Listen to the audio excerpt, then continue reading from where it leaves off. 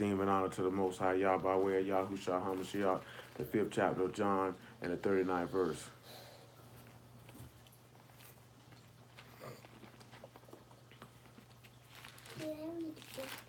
Right now you need to be quiet. Search the scriptures, for in them you think you have eternal life, and they are they which testify of me. And you will not come to me that you might have life. I receive not honor from men, but I know you, that you have not the love of Elohim in you. I come in my Abba's name, and you receive me not. If another shall come in his own name, him you will receive.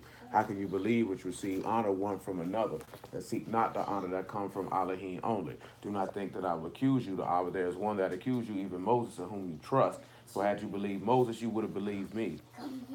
But if you believe not his writings, how shall you believe my words? Let's come over here to Ecclesiastes chapter 2. Abigail, stop.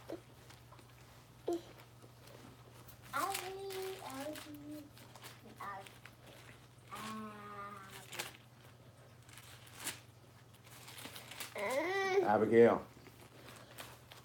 Ecclesiastes chapter 2. Probably about verse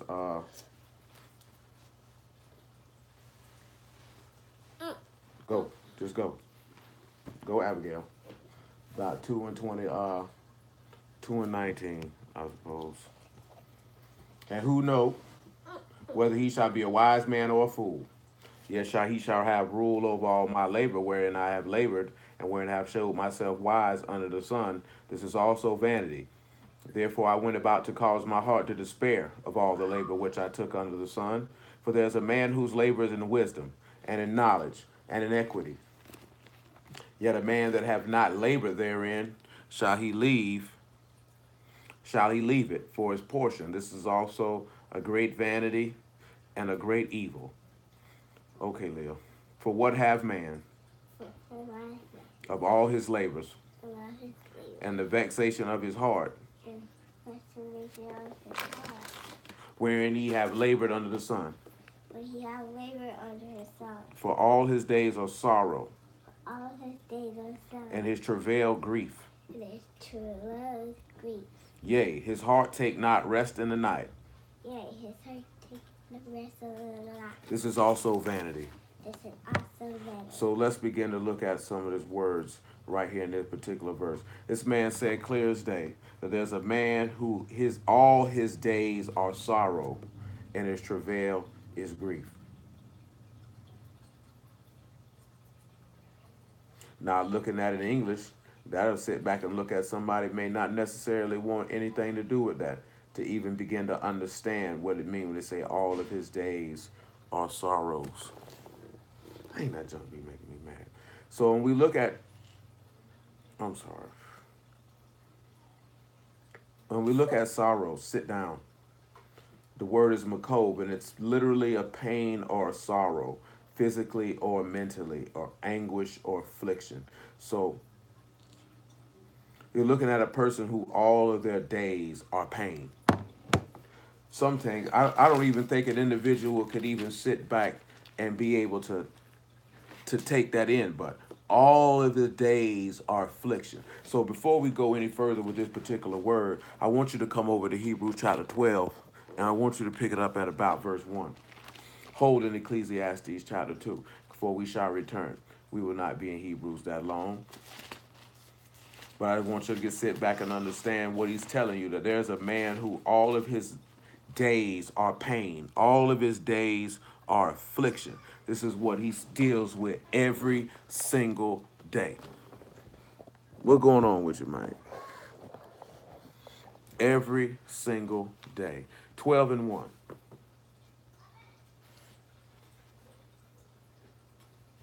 Wherefore, seeing we also are compassed about with so great a cloud of witnesses,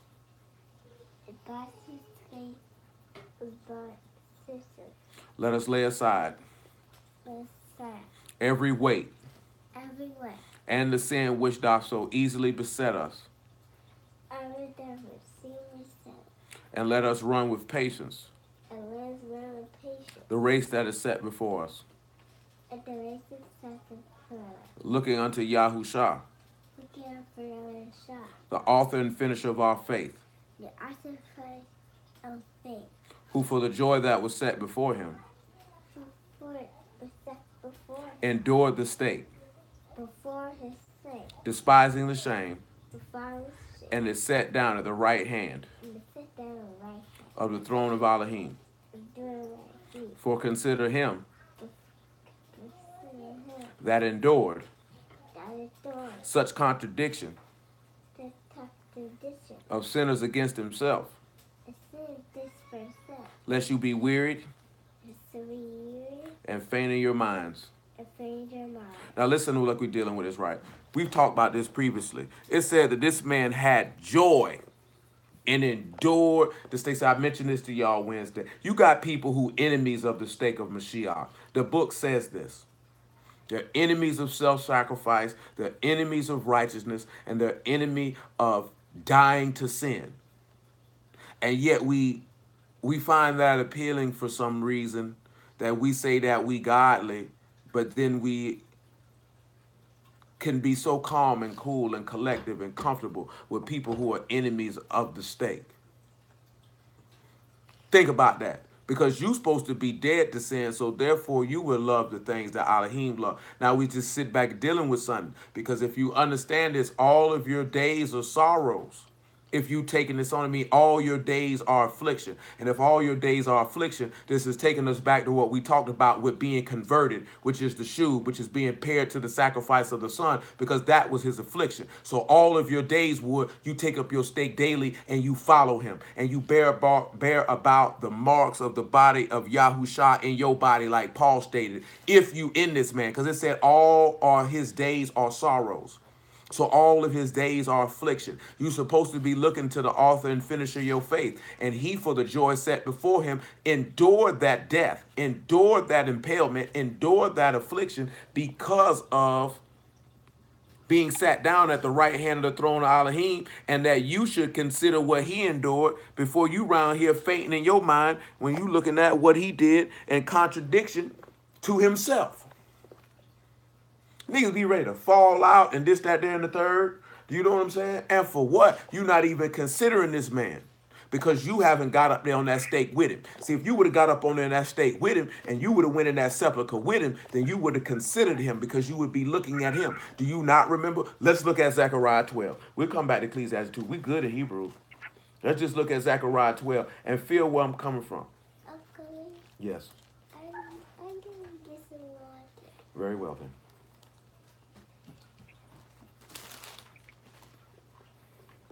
Zechariah 12 and 10.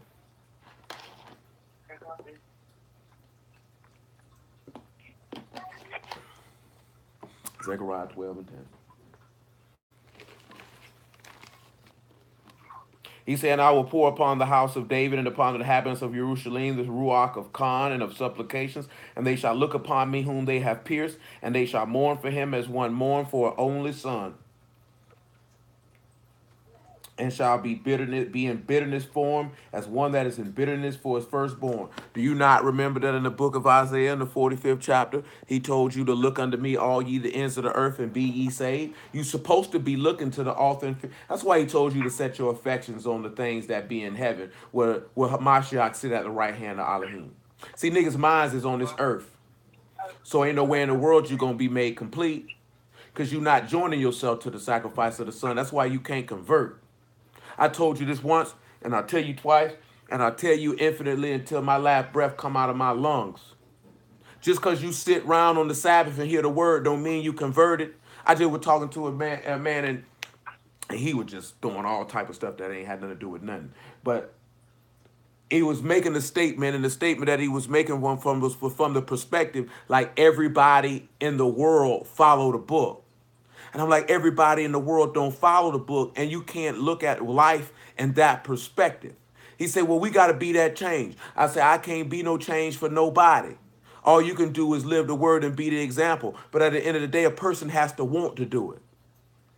So you have to have an overwhelming desire and passion in your inward parts that this is what you want to do. And you got to look in the mirror and ask yourself, do you have that? Or are you just going through the motions and doing it? And you going to go to hell because your labor is slothful when you move in that way. That's not what Yahuwah gonna do with somebody who is not on fire for him. See, Jeremiah made a statement. He said, I said, I ain't gonna speak your word no more. He said, but I couldn't. It was like a fire in my bones. I couldn't stay. Now that's just talking about somebody prophesying. But you supposed to have a fire in your belly for the word. This is the stuff I don't be understanding. Like I told you before, I've been doing this too long. Ain't nowhere in the world I can see myself with any woman who ain't got no passion for the word. That's asinine. Me and her can't even equate on no type of level. And I'm mentioning this because I just had this conversation with somebody. That's asinine. How is that possible? This book says, this man said in the law, in Deuteronomy chapter 30, Yahuwah is your life. See, without him, we don't have no life. Do you not recall that Yahushua told you that the flesh profiteth nothing? The words that I speak unto you, they are ruach and they are life. He tells you that he is the resurrection and the life. Whosoever live and believe in him shall never taste death. Do y'all not recall? When I was dealing with that depression, you know the strongest part that brought the biggest despair is that I felt like Yah was not there. And if he is not there, then what am I alive for? There's no purpose for life at all. I don't care about no wife. I don't care about no house. I don't care about no cars. I don't care about no money, no accolades, no nothing. There is no life separate from Yahuwah. Period. See, if you don't have that type of thought process and where the thought of his absence being there will bring utter despair, you're not going to make it. And I'm not speaking that because that's how I understood that I knew that this is where my life and my power and my essence and everything emanates from. And if I don't have that, I don't have anything. Like I kind of knew that, but to experience it is something different. So if you don't even have the thought in your head that you have no life at all without Yahuwah, you're not going to make it. You're not going to make it. Because when this man told you to have no other gods before him, that means you got something before him because you don't feel that you're devoid of anything if he is absent. You feel like the things in this life can fill that void. You're not going to make it. You're not going to make it. Because a situation, a circumstance, or a temptation is going to arise and you're going to choose that over Yahuwah. Deuteronomy 30 told you clear as day, this is not a vain thing for you. This is your life. Let's get that. Deuteronomy 32. See, that's the key thing that you got to understand about being converted. Because all this stuff go together. Because we talking about being paired to the sacrifice of the Son. The sacrifice of the Son is your life. You don't have life without it. The book say the wages of sin is death. But the gift of eternal life is through Yahushua HaMashiach. You can't live without the sacrifice. You can't live without it. And when you try to buck it, run from it, you're not going to live because you refuse to die. I don't think we understand it.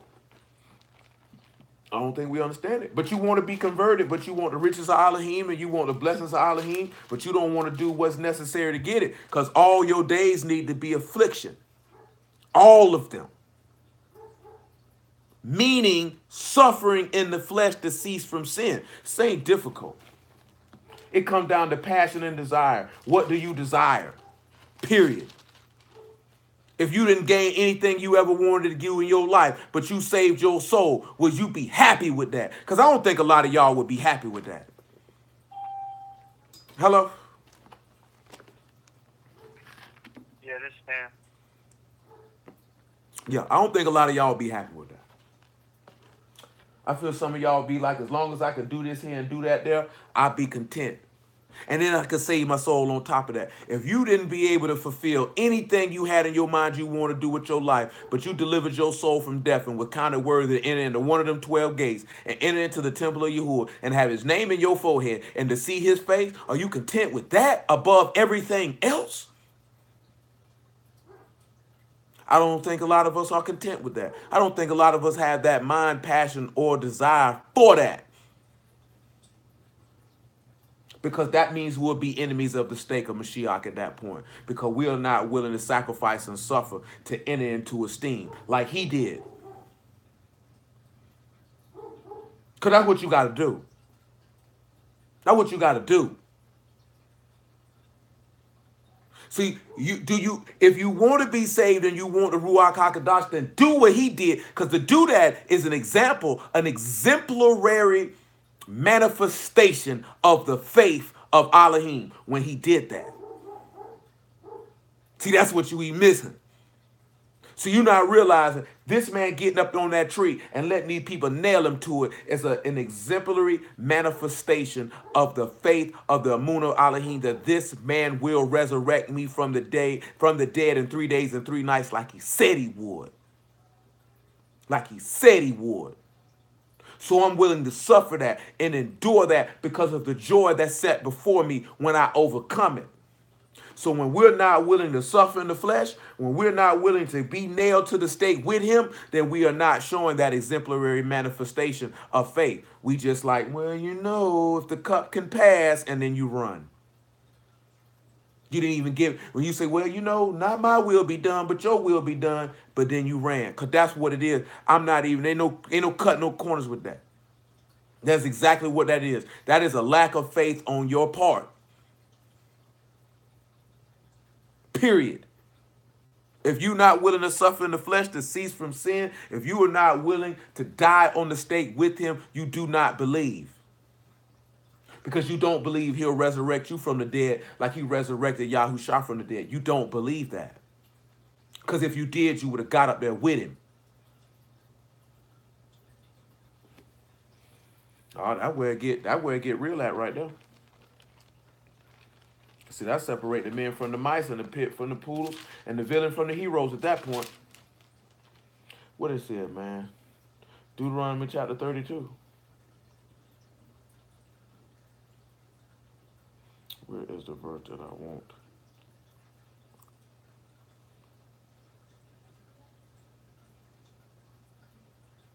Deuteronomy 32 and 44. And Moses came and spake all the words of this song in the ears of the people, he and Hoshea the son of Nun. And Moses made an end of speaking all these words to all Yasharal, and he said unto them, set your hearts unto all the words which I testify among you this day.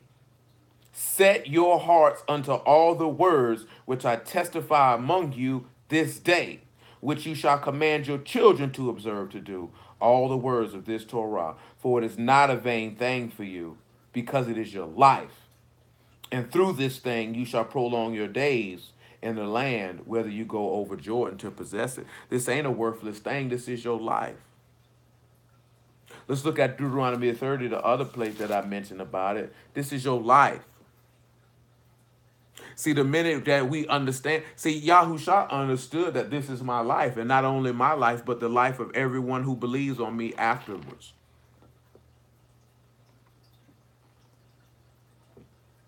The question comes down to, do we believe that? See, everybody say they believe, and I love Yah, and I love Yahusha, and this, that, and the third. How many people gonna get up there on that tree, though? How many people gonna suffer, man? Or are you an enemy of that? Or are you an enemy of that? Because it's either or. You're either a friend of Elohim or you his enemy. Which one are you? Which one are you? You either living for Yahusha or you living for yourself. What are you doing? If we talking about being converted, because to be converted is the shoe. Remember, that is to return, to turn back, and to be refreshed and renewed. So you can't even be refreshed and renewed until you return.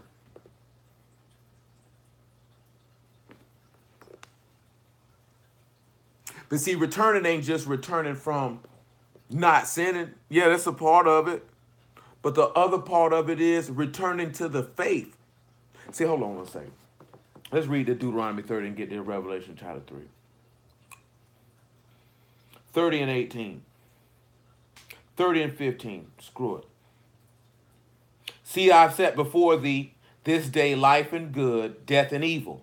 And that I command thee this day to love Yahuwah thy Elohim and to walk in his ways and to keep his commandments and his statutes and his judgments, that thou may live and multiply. And Yahuwah thy Elohim shall baruch thee in the land which whither thou go to possess it. But if thy heart turn away, so thou wilt not hear, but shall be drawn away and worship other gods and serve them. I denounce unto you this day that you shall utterly perish, and that you shall not prolong your days upon the land whither thou pass over Jordan to go possess it. I call Shamahim and Arats to record this day against you, that I've set before you life and death, blessing and cursing. Therefore choose life, that both thou and thy seed may live, that thou may love Yahuwah thy Elohim, and thou may obey his voice, and thou may cleave unto him, for he is thy life, and the length of thy days, that thou may dwell in the land which Yahuwah sware unto thy fathers Abraham, to Isaac, and to Jacob to give them. Yahuwah is your life. Period. So again, because we talking about something that we started on last Shabbat, and that we began to discuss on Wednesday. Our whole life emanates from our God. And I done told y'all this before. The breath in you could have climbed on top of your wife, released your seed into her womb, and a child formed, but you didn't give that child life because you didn't put the breath in that baby's lungs. I don't care what you think. See, that's the whole part of the equation, what you miss. Because you created that child, but you don't put the breath in their lungs. Therefore, you are not the giver of their life. Yahuwah put that breath in their lungs. He the one who gave the child life. There's nothing you can do to put breath in a lung. Ain't nothing you can do to stop it from coming out. Yahuwah has power over all of that. Ecclesiastes tell you, man don't have no power over life and death, over that discharge. Think about that and consider it, right? See, we don't consider stuff like that.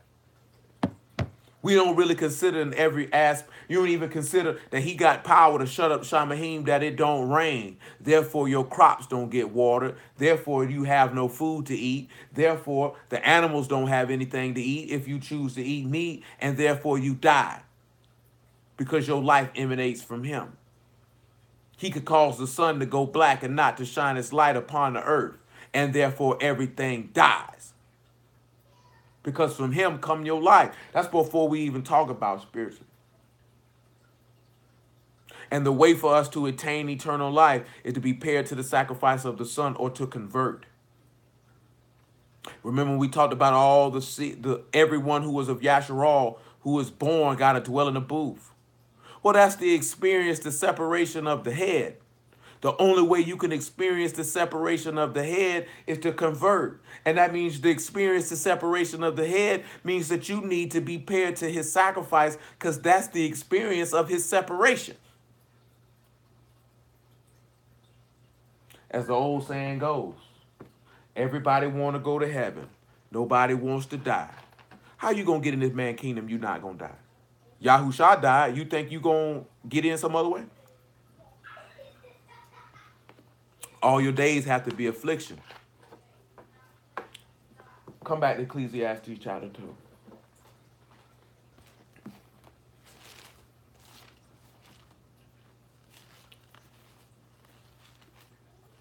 Where we at? 20 minutes. That word for affliction in Ecclesiastes chapter 22 and 21 and what? It's the Makol, right?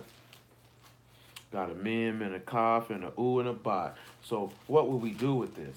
How will we reconcile this particular word to see what it is that it's trying to express to us?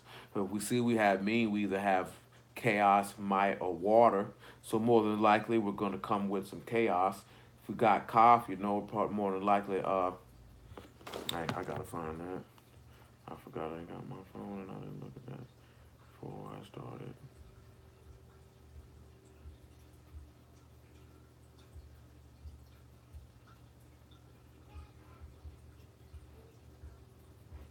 Maybe that's there. It is not there. Sound like somebody outside.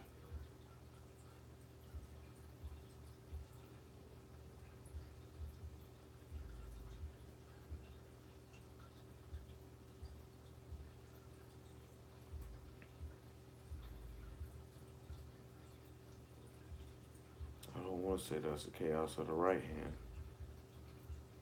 I don't think that would be appropriate.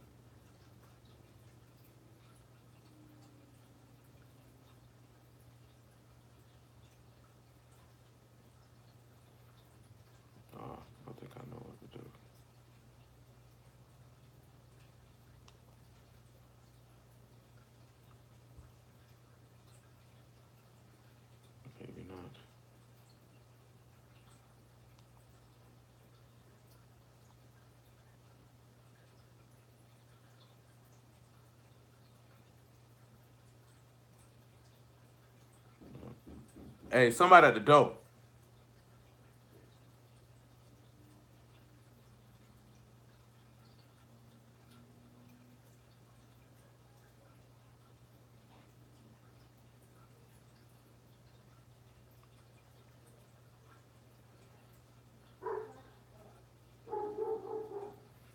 Oh boy, that's gonna be a long, long journey.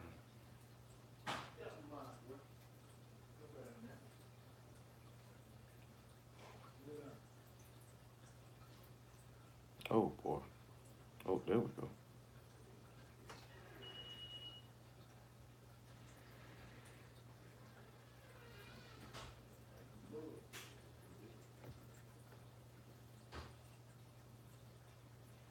So when we sit back and look at, we would say that the chaos is gonna tame. Yeah, the chaos or that trouble is going to tame, and that sacrifice of the son. So the chaos tames, you know, the sacrifice of the son, or the sacrifice of the son is the work that'll tame him, or regardless of the case may be, however you want to put it. Because that's what the affliction is going to do. That takes us back to what we talked about chastisement. That takes us back to understanding and realizing that Sean and that chastisement or that pairing, I'm sorry, that ooh in that shoe is telling us about the chastening. Because we talk about that chastening. You cannot become a son of Elohim without the chastening. You know, we looked at that, you know. Blessed to him who you chasten out of your law. He told you not to despise it. And we talked about that as well. That he told, remember, we looked at this too. So we just kind of rehashing something that I talked about on Wednesday. And that Hebrews 12, he say that you have fathers after the flesh who for a few days chasten you for their pleasure, but that Yahuwah did it for your profit. And then we began to look at Hosea chapter 6, where he told you that he heals and he's smitten, but he healed and he torn and he rebuilt and all of these things. And in the third day you would live in his sight and you would go on to know Yah. And he would give you that early and latter rain so that you could be converted and that you could be refreshed. Let's go to Acts chapter 3 because of that. So looking at that word sorrow, and it means affliction and things of that nature. So that means that's taking us back to consider about being chastened. And if it's talking about being chastened, it's talking about what we were discussing before we even got to that particular word. And that's getting your behind up there on that tree. See, niggas don't want to get up there on that tree. That's why he took, and we'll read it too. Acts chapter 3 and then Hebrews chapter 6.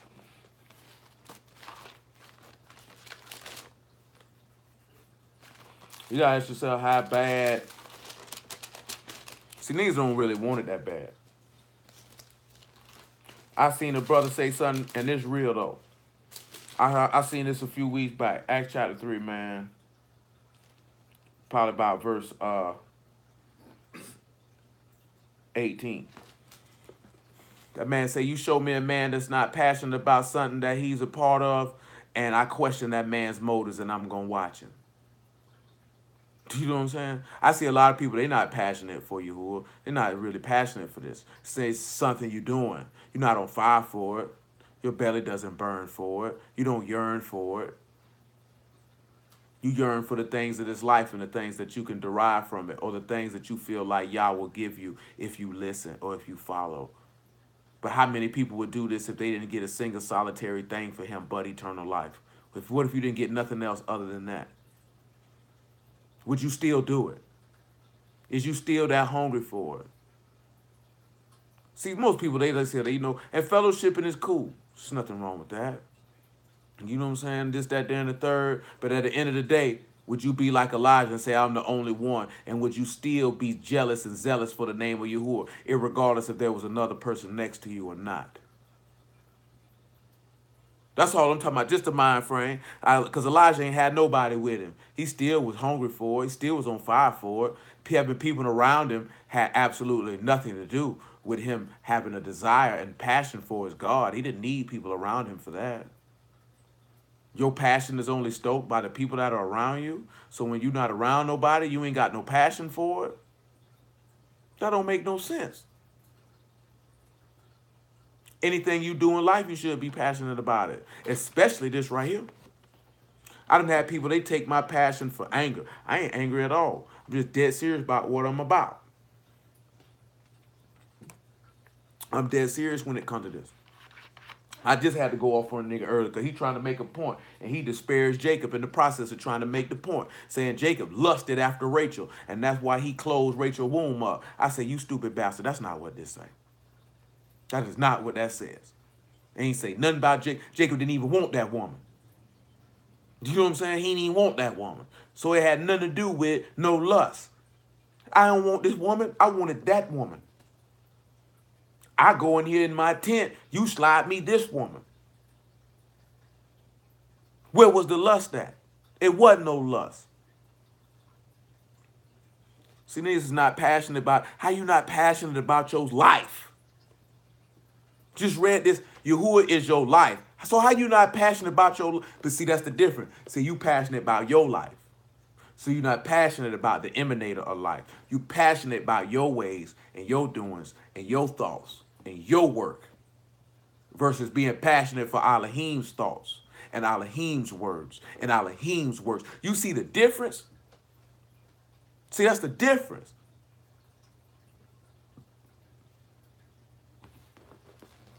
Acts chapter 3, verse 18. But those things which Elohim before had showed by the mouth of all his prophets, that Mashiach should suffer, he hath so fulfilled. Repent ye therefore and be converted, that your sins may be blotted out, when the times of the refreshing shall come from the presence of Yahuwah. And he shall send Yahushua HaMashiach, which was preached unto you, before was preached unto you, whom Shamahim must receive until the time of restitution of all things which Elohim hath spoken by the mouth of all his Kadesh prophets since the world began. Notice that after he stated that this man suffered, that he put the two key components of being converted, being repentance and renewal. The two key components that you need to be converted. You need to repent and you need to be renewed. He used refreshing, which is another meaning for that word shub, refresh or renew. So if you don't get paired to this sacrifice, then your sins can't be forgiven.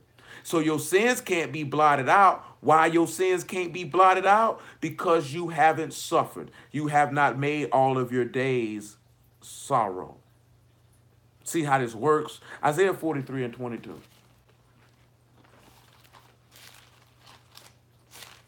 This very thing that we speaking of, I've been preaching this by the favor of Yahuwah from day one. Once he allowed me to understand it, and praise y'all for it, it was very, very quickly. Very, very quickly. That I was able to understand that this is what this is about. You have to be willing to die.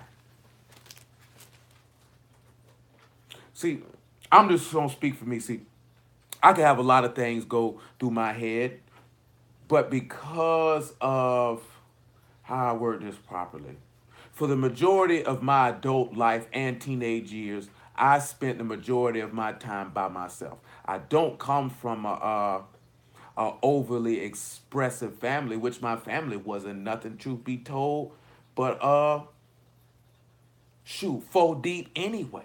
You know what I'm talking about? I can't say nothing negative or positive about my uncle, because truth be told, I don't know that man. Do you know what I'm saying? He wasn't never around me over an extended period of time. I don't know this man. This man was in the army. You know what I'm talking about? So it's 4 people. And 2 of them died by the time I was 10. Do you know what I'm saying? So that leaves 2 people. You could have conversations, but we didn't come from conversations where everybody just talked about this and talked about that. So you had to learn how to reconcile things on your own. Now, the things that they did teach us was to be open and honest with yourself. You know what I'm saying? With yourself. So then as you begin to navigate and we get older and you're a teenager, your friends can't give you no assistance. I just heard a dude tell me, like, we should tell young people to get married, 18, 19 years old. I said, that's the dumbest thing in the world. Because you don't even know who you are. You know what I'm saying? Talking about being somebody's wife, being somebody's husband, being somebody's mother, being somebody's father.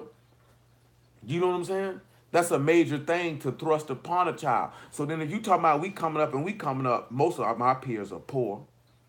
Most of us come from fractured homes. I can't speak for nobody else. Some of them niggas may have been broken. I don't believe none of them niggas was broken. I think niggas just maybe angry from poverty. You know what I'm talking about? And even then, I ain't gonna even say that they were angry enough to they were harboring a lot of ill things. But then you see things and things occur to you. You know what I'm saying? You have to learn how to deal with them in an honest fashion with yourself. Now, it was certain things that dudes may not reference their specific situation, but niggas would have conversations about real life things that niggas is experiencing. You know what I'm saying? Because niggas is dealing with real life stuff. Some of y'all may have not been dealing with no real life stuff at a young age. So therefore, there wasn't no need for you to have these type of conversations and to reconcile these types of thoughts that you may be having in a particular time. You know what I'm saying? So as you begin to get older, you learn how to, this is what you got going on. This is how you feel about it.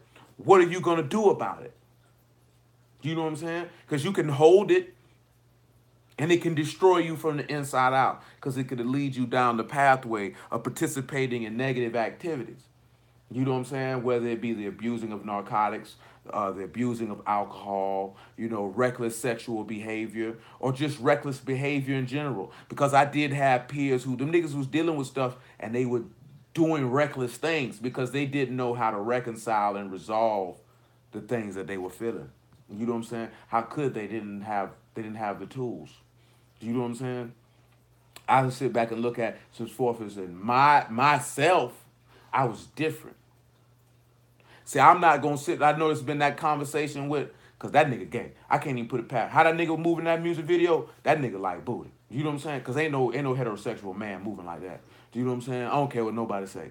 You know what I'm talking about? One thing a nigga taught me before I went up that road, he said, boy, if a nigga freshness seal been broken, boy, nigga can't hide that femininity come out.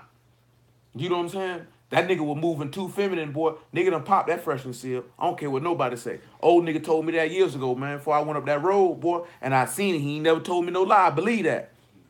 You know what I'm saying? If a man been tampered with, some femininity gonna come out that man and you gonna know whether he been molested or whether he participating in consensual homosexual sex. You know what I'm talking about? That junk come out. That junk come out. Do you know what I'm saying? But the conversation with this feminine moving man is that black women don't like nerds. Now I wasn't no nerd, so to speak. Though I did have a friend of mine who she was a nerd and she probably experienced the same thing. But black people don't like people who are different, who think different, whose perspectives are different, who may dress different, where everybody wants the cookie cutter status quo. So the people who are different are usually not accepted in a wide range, or regardless male or female, they won't attract many suitors.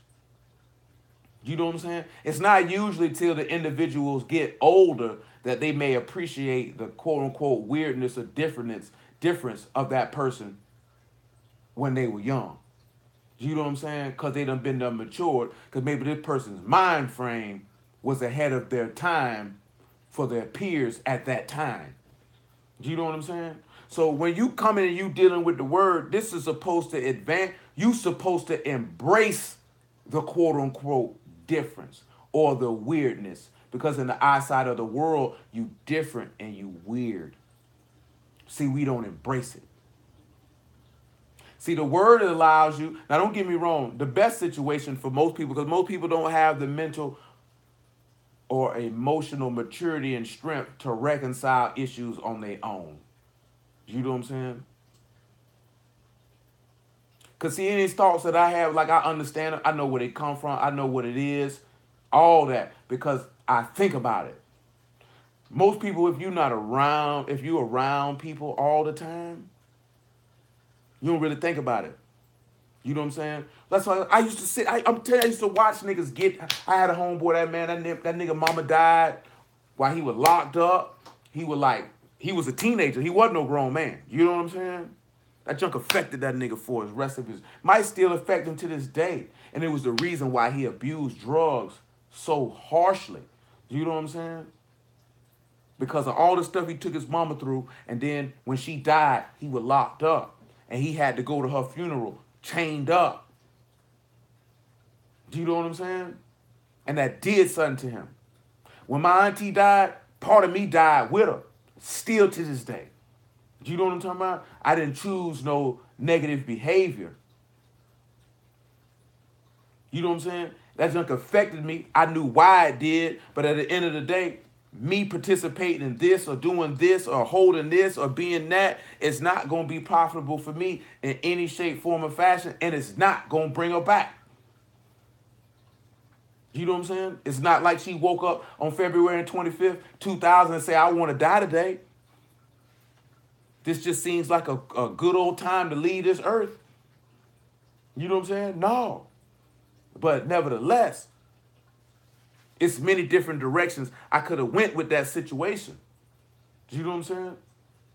I didn't choose to go in a negative route because what is that going to do? What is that going to do? It's not going to do anything. All it's going to do is lead me down a destructive path. You know what I'm saying? What caused me to sell narcotics was nothing other than survival. Not because I thought it was cool. Not because I wanted to be down. I could care less about it. My thought process was we were just homeless. This rent is $709 a month, and I know my mama can't pay it. And I know she can't pay it. And I don't make enough money to help her cover it. That was my rationale and thought process. Nothing else. Straight up and down. Nothing else. Nigga, I just came from sleeping in the Mazda 626, nigga. I just came from living in the motel, staying from spot to spot, and all of that. That's what I just came from. Do you know what I'm saying? That's why a nigga work like that all the time now. Because I don't want to experience that again. That's a motivating factor. If you ain't never had that, then you're not going to understand that. You're not going to understand the stress and the pain that come with that. You know what I'm saying? You're not going to understand that. Because you ain't have to worry about that. So that's not your thought process. You're not thinking along them terms. And it might be, you might can be able to understand, but you can never relate if you never experienced it yourself. You wouldn't know. You know what I'm saying? And I said that to say this. So how are you going to know and understand the pain of Yahushua if you won't experience the sacrifice that he made? This is why that's why the character Ayin is there, and that's why it means experience. And notice that the character itself is an eye.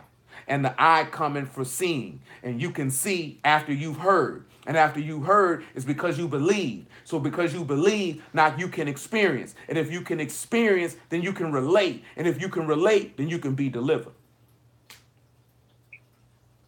It's just that simple. See, when I picked up the word and I seen all the things in it, I had already understood. You had already been living that. Not the living it in the righteousness part, but the sorrows and the suffering and the pain. You had already been living that. You had already been living that. So because you already been living that, then it's nothing for you to endure some more. It's absolutely nothing for you to do that. Because you had already experienced it, so you can relate. The most afflicting, humbling thing for our man, I told y'all this other day, and I'm not going to mention the specifics of what I told you, is the most humiliating thing that a man could ever experience. That is a humbling situation. Because another man tell you what to do. Another man could get on the radio and send 10, 15 people to stomp on your head and leave you dead. And nobody's going to care. Do you know what I'm saying? Nobody's going to care. See, that's another thing that y'all... See, most of y'all coming up, y'all had people would care if y'all died. Do you know what I'm saying? We coming up, nobody cared what happened to us. Period. Do you know what I'm saying? Nigga, the only person who was going to care is my mama and my sister, and that's it. Nobody cares what happens to us. Hello? Like, think about that. Now, you say you serve Yahuwah, and now guess what y'all understanding? Your people don't care about you now that you doing this. And that's going to be a hard pill for y'all to swallow because you never experienced nothing like that. Do you know what I'm saying? This is what I'm sitting here telling you. When I picked this book up 9 years ago this month, I've already lived this. Just in sin. So now, for righteousness' sake, I'm going to have to experience what I've already lived. What I already lived. Like I smoked a lot of weed. It wasn't to take away no sorrows, because I was wise enough to know this weed ain't going to make no pain go away. It's not going to make your problems go away. You just stay blowed and you just sitting back looking at like, man, the things that a nigga have to deal with on a day-to-day basis is to really keep a nigga calm. Do you know what I'm saying? Keep your blood pressure from shooting up because of the things that niggas have to deal with every day. You know what I'm saying? Every day. So now you don't need no weed no more. Because now you supposed to have the Ruach Elohim for that purpose. We don't be hearing it. We don't be hearing it though, because you ain't looking at it in that aspect. You're not looking at the word as forth as the experience and the things that are derived from the experience. I thank y'all for everything that I've encountered.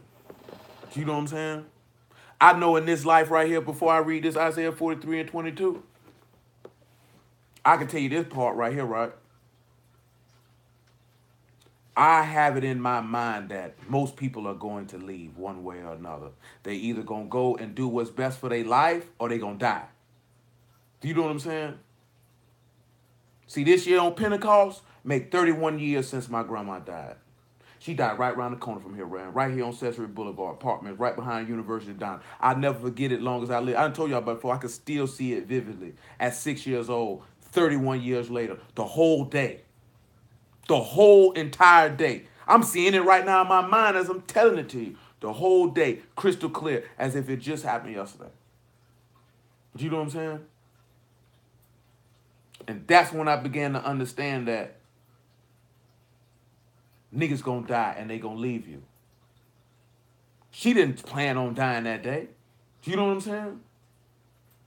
Because see, when you that young, nobody can explain death to you. Nobody's looking to have that conversation with you. See, I know if I was to die right now, most of the children, well, I put it this way. 7 of these children were going to probably be upset about that. But over time, they're not going to remember me anymore. They're too young. Do you know what I'm saying? Ain't nobody going to be walking around, this is your uncle. This is Baba showing pictures of none of this, that, there, and the third, and telling them you're going to fade away. They're not going to remember who you are. Do you know what I'm saying? They're going to be sad in that moment because they're not understanding he's not coming back. But they're young right now. Do you know what I'm saying? The only one who could remember is Leah. Because she's close to being 6. Do you know what I'm saying? Because I remember. So then when you look at that right there, that began for me to end the bit. If I feel like you're going to leave, then I'm not going to let you get that close to me. So when you leave, it's not going to bother me that much. It's not going to bother me that much when you leave. You know what I'm talking about? Then you tell him 4 years later, my granddaddy died. 8 years later, my auntie died. So that I'm telling you, I only got 4 people, and 3 of them gone before I even hit 20. You know what I'm saying? Nigga, I ain't got nobody else. Period. They gone. See, most of y'all don't have that. You got a lot of family members. You got a lot of cousins. You got a lot of uncles. You got a lot of aunties. And got both your grandmas and all this, that, and the third. None of that. They gone. So when you that young and you looking at, boom, they gone, you expecting people to leave. Especially, see, if you got a large family and people die, that jump may not hit you like that. I can still remember my great-granddaddy funeral in Louisiana at 5 years old. Like, I can remember that. When these people died, this is when I began to start to have the thoughts of my own death at a young age. You know what I'm saying? There's a dream that I had when my granddaddy died. I can still see it clear as day. See, you know, when you young, most people don't have no thoughts when they're young that they're going to die. Unless they live in a chaotic environment where a lot of their peers are dying. You know what I'm saying? Then they think about it. Boy, I ain't going to live to see 21, so I'm going to do this, that, and the third. But most young people don't think they're going to die. But I was young knowing that I'm going to die. So I don't have no thought process of I'm gonna live to be 60, I'm gonna live to be this here. I'm looking at the age that my grandparents died, and I'm like, I'm probably not gonna live that long. Do you know what I'm saying? I'm probably not gonna live that long. Like straight up and down. So then I'm knowing because of this thought process is gonna probably hinder me in the ability to actually have a wife. I told a woman when I was 19 years old, I can't let you get close to me. That pretty much destroyed that whole relationship.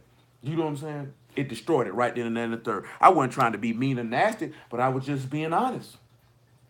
I can't allow this to happen. It wasn't no fear of you hurting me or this, that, then, the third. If I let you get right here and you leave, because see, I'm the type of person, if I fool with you, I'm not leaving. I'm not leaving. So whatever we got going on, we just going to have to work. That's friends and all. I'm not leaving. So I'm not going to leave. The only thing going to take me from you is death because I'm not going to leave. You know what I'm saying? So if you leave, then it's not going to bother me because I ain't never let you get to that point. Like, oh, it's oh well. You know what I'm saying? That's life. Niggas come, niggas go. This is, am I saying this the right way to think? No, I'm just telling you. That's how I look at it. That's how I see it. You know what I'm talking about? Just period. Then seeing some, man, my homeboys watched their mama die in the house, man. She had a stroke on the toilet. Them niggas was there. You know what I'm talking about? It was the only reason. I don't know where I was at, but I'm glad I wasn't there. Nigga, we teenagers. Nigga, we ain't even out of high school. Nigga, watch their mama die, man. That junk do stuff to niggas, man. You know what I'm saying? I can remember 17 years old, boy. Boy, they had around here telling us, boy, your mama might die. She in stages of congestive heart failure. They like, you gonna come to the hospital? I'm like, nah, I'm not going. Do you know what I'm saying? Cause I don't want to see that. And if she do die, I don't want to be there. Cause what I'm gonna do with that? How am I gonna process that? I'm 17.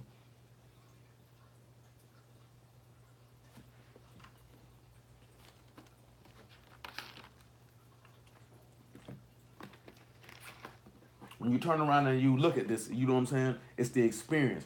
All the things that we experienced to the point where Yahuwah revealed itself unto us was for us to be able to understand the experience of Yahusha.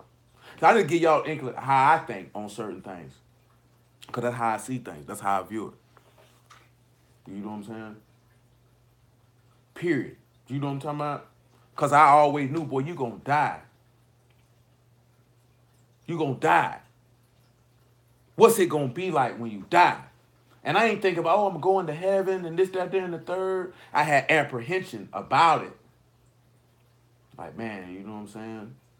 Right now, to this day, I wake up every day and wonder, is this the day? Is this the day? See, most people don't maybe not think like that. Is this the day? And I got to make sure my soul is ready to meet this man if this is the day.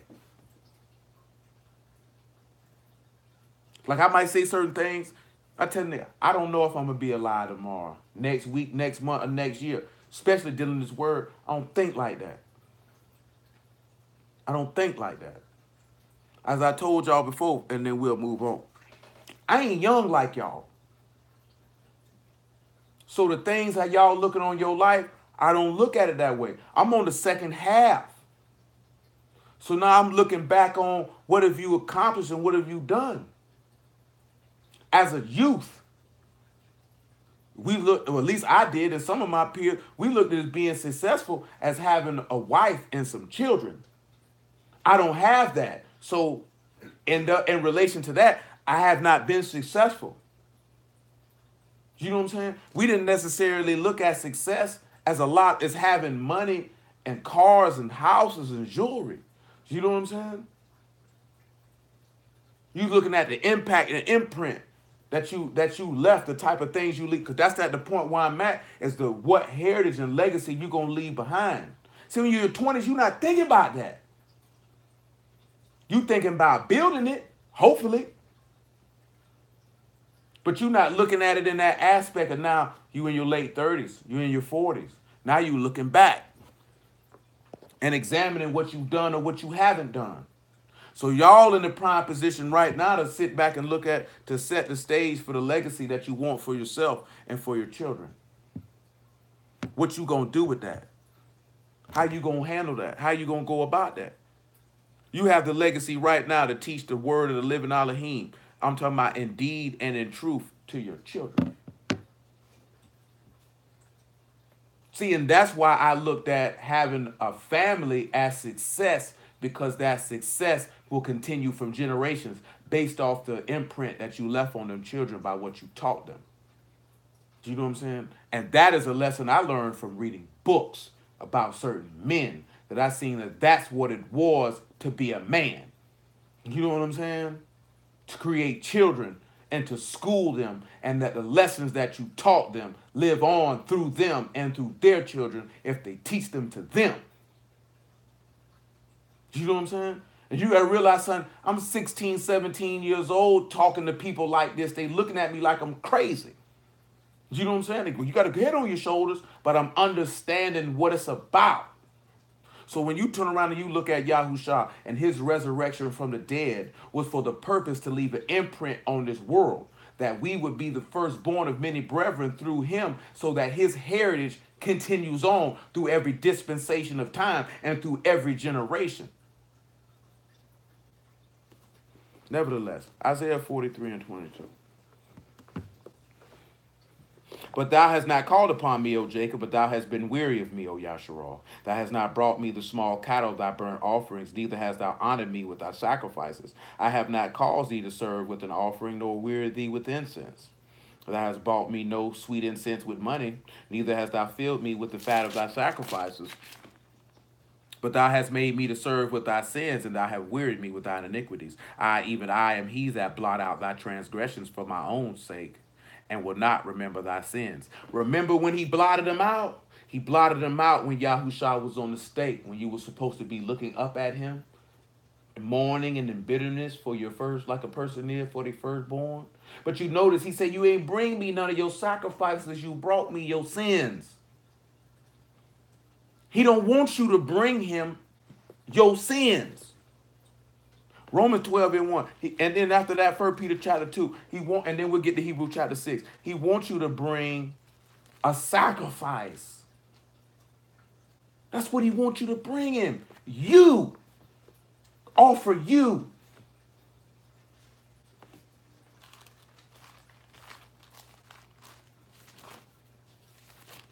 You know, that would have come down to.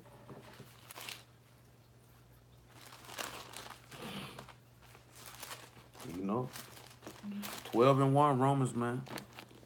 I beseech you, therefore, brethren, by the mercies of Elohim, that you present your bodies a living sacrifice, Kadesh, acceptable unto Elohim, which is your reasonable service. And be not conformed to this world, but be transformed by the renewing of your mind, that you may prove what is that good and acceptable and perfect will of Elohim. Notice when you sit back and you look at transform, again, it's going to be convert. And notice what it said when you convert, that you would do what? You would renew your mind. How do you renew your mind? By pairing yourself to the sacrifice of the Son. This is how you make your mind new. This is how it's refreshed. See, everything emanates from your thoughts. As a man thinketh, so he is. Out of the heart proceed, well, out of the abundance of the heart, the mouth speak, is what I meant to say. Do you know what I'm saying? So you have to look at that. The sacrifice, notice that what I just read ties into the word shu for convert. Sacrificing yourself will allow you to be transformed, for your mind to be renewed. See, we all want to, we say, renew our mind, Psalm 51 say, renew a right ruach within me. And in order for that to happen, you gotta be one with the sacrifice. You gotta be one with it. See, what I mentioned to y'all before, when you come over, what I said after Romans 12. 1 Peter chapter 2. And mentioning what I did mention to y'all is why I have the thought process of, if I have to lose people for the word, then so be it. Because I already got a mind that you gonna leave anyway. Do you know what I'm saying? So I look at myself and I'm like, you know what? Hey, clearly, like, okay, and I may mention it in great detail. People like it's certain people they chose that were near to me that they chose to leave, but they chose to leave for things for the betterment of themselves. So who am I to tell somebody who's going to make a move for the betterment of themselves, who they know that they don't necessarily, maybe not necessarily want to separate from me at that particular time? But who am I going to tell? If I say that I love and care about this person, to be that selfish enough to say, no, I don't do that because I don't want you to go. But this is something you doing for your life. You got to go do what you got to do. Do you know what I'm saying? I'm going to just have to deal with it. You got to go do what you got to do. So then when I turn around, my nigga, I ain't gonna mention the name. That nigga did a little time. That nigga got out. That nigga seen we was on the word. He was on it for a minute too. I said, well, that's a bet. I already gotta know that just cause that's your people don't mean they gonna jump on the word. But this my nigga. I take a bullet for him. I put a bullet in a nigga for him. You know what I'm saying? If I seen that nigga right now and I had things how I liked it, I get this nigga 10, 20, 30 racks out my pocket right then and there on the spot. Boy, that's you, boy. You don't owe me nothing. You know what I'm saying? Straight like that. That's no cap, dead serious. You know what I'm talking about? But boy, that nigga had something going on. Boy, I ain't seen that nigga since 2011. You know what I'm talking about? Boy, that nigga came to the house one day, we were chopping it up. Boy, I ain't see that nigga since. I seen that nigga one time. I'm talking, when I say see him, I'm talking about sit down, have a conversation. This, that, there, and the third. I seen that nigga one time in 2012. You know what I'm saying? I take that back. Was that 2012? Yeah, that was 2012. 2012. No, it wasn't even 2012. It was 2013. 2013. Seen him. This right before Nell moved to Atlanta. Straight up. I hadn't seen this nigga in 2 years. You know what I'm saying? I'm like, dang. But I already know this here. With the word, that's going to come. You know what I'm saying? That's going to come. So if I already got a thought process of, shoot. Niggas say they love you all they want to, but at the end of the day, people going to make decisions that they feel the best for them. You know what I'm saying? That's why I tell every last one of y'all married. This person doesn't say they want to be with you and stay with you. You better do right by them and don't be no selfish douchebag, male or female. You know what I'm saying? Because this person say, I'm going to choose to be here with you. You know what I'm saying? I personally don't believe that nobody going to look at me and say, I'm going to make that choice that I'm not going to leave you. This is how I think. And I felt like this since I was 16 years old. Do you know what I'm saying? So this ain't nothing that just happened overnight. I felt like this for more than over half my life. You know what I'm saying? Period. Straight up and down. You know what I'm talking about? So when you come in and you dealing with the word, I know people gonna leave. Especially with this. Because this requires some consistency. And this requires some discipline. You know what I'm saying? This requires sacrifice. This is something that people don't want to do. This stuff people don't want to do. You know what I'm saying? So I'm already knowing I'm going to lose people behind this. But like I said, I'm already anticipating that. You know what I'm saying? For me, it's not an if, it's a when. You know what I'm saying? That's just how I look at it. It's not an if, it's a when. Because nigga like this here, I got to go in this direction. But shoot, I can't be mad at you. Do what you got to do. I can't be mad at you. Do what you got to do. 1 Peter chapter 2, verse 4. Got to do what you got to do. And on the conversely, if we serving y'all, well, you got to do what you got to do. I know what I'm going to do. I care less.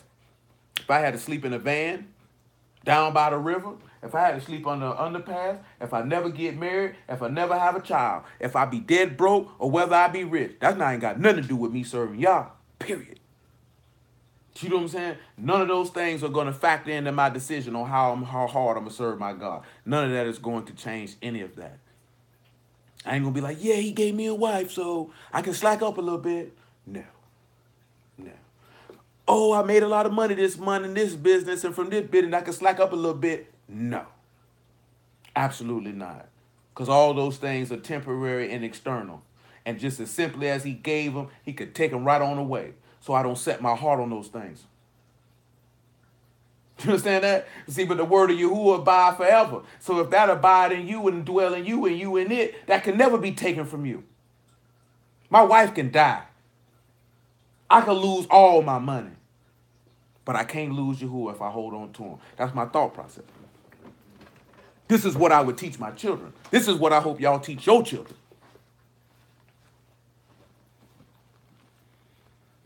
He say, to whom coming as unto a living stone, disallowed indeed of men, but chosen of Elohim and precious. Ye also as lively stones are built up a spiritual house, a Kadash priesthood, to offer up spiritual sacrifices acceptable to Elohim by Yahushua HaMashiach. So you supposed to be offering up acceptable sacrifices. What is an acceptable sacrifice?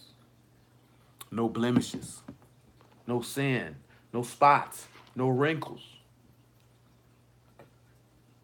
Notice he says spiritual sacrifices. When we trying to get that man your carnal stuff, that's what we try to do. We try to slide a little carnal. Try to slide a little carnal and think he supposed to take it. You know what I'm saying?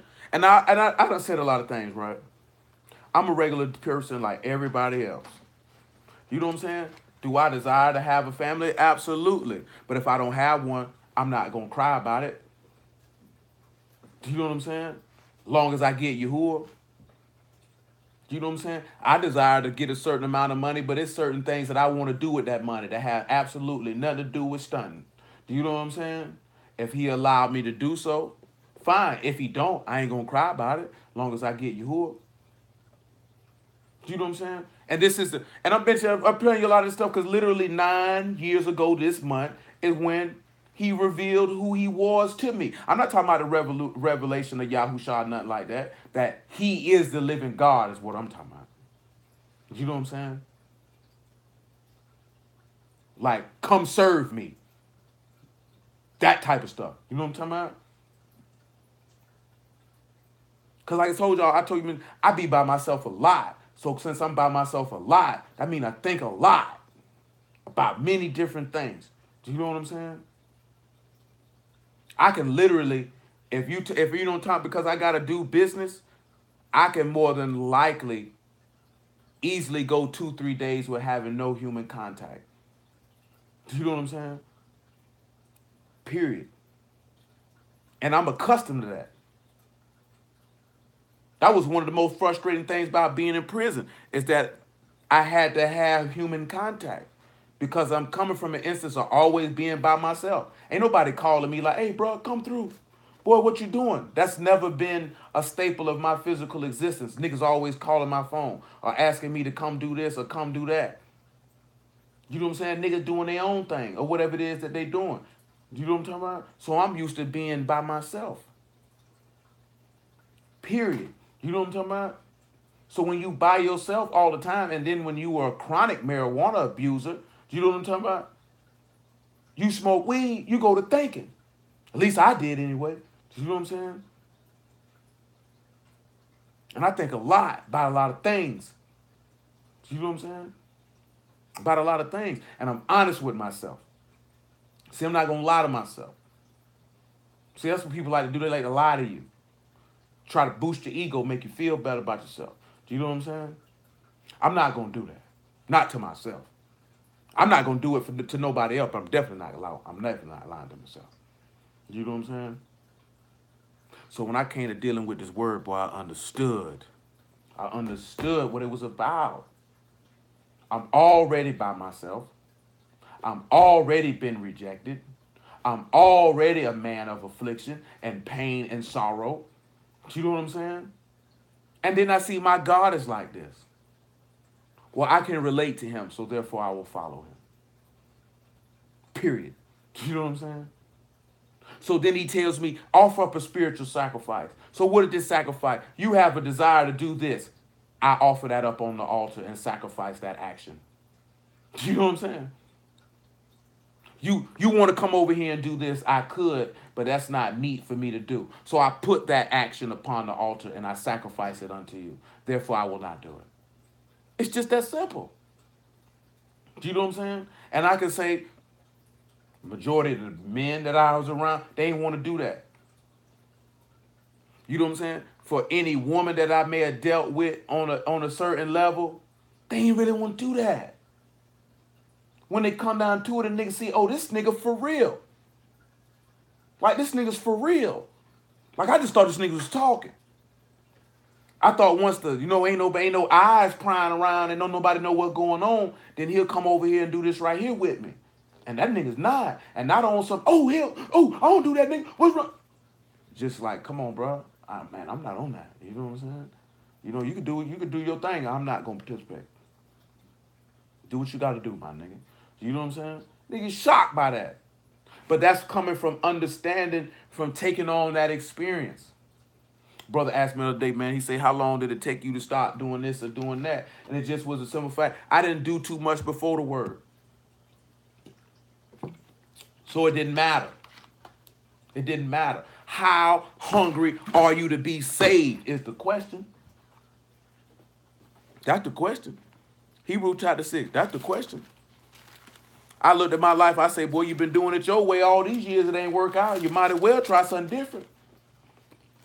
Cause this here ain't cutting it. Hebrews 6 and 5, man. 6 and 6, actually. This here ain't cutting it. Straight up. Like this here ain't cutting it, man. We gonna go another route. Then niggas sit back and look at, hold on to this stuff for what? For what? For what? Like ain't even know, I don't even dwell on that type of stuff no more. You know what I'm saying? That's how far removed a nigga is from. I'm not even thinking about, man, if I could just, who cares? I'm not finna be dwelling on something I don't want to do anyway. He said, if they shall fall away, to renew them again unto repentance, seeing they crucify to themselves the son of Elohim afresh and put them to an open shame. See, that's the thing we don't look at. We shouldn't be crucified because that means we got to convert all over again. You're supposed to already been renewed. Now we shaming him. Ain't no need for us to be falling away unto repentance again. We don't need to be renewing. We don't need to be We don't need to be converting again. Notice how you see the word, the meaning from the characters of shub again is contained in it. Y'all see that, right? You got the repentance, you got the converting, you know what I'm talking about? And the refreshing. Well, I should say the refreshing and the renewing. Both of them are right there. You need to be renewed again. You need to be sacrificed again. You're supposed to have been dead to sin the first time.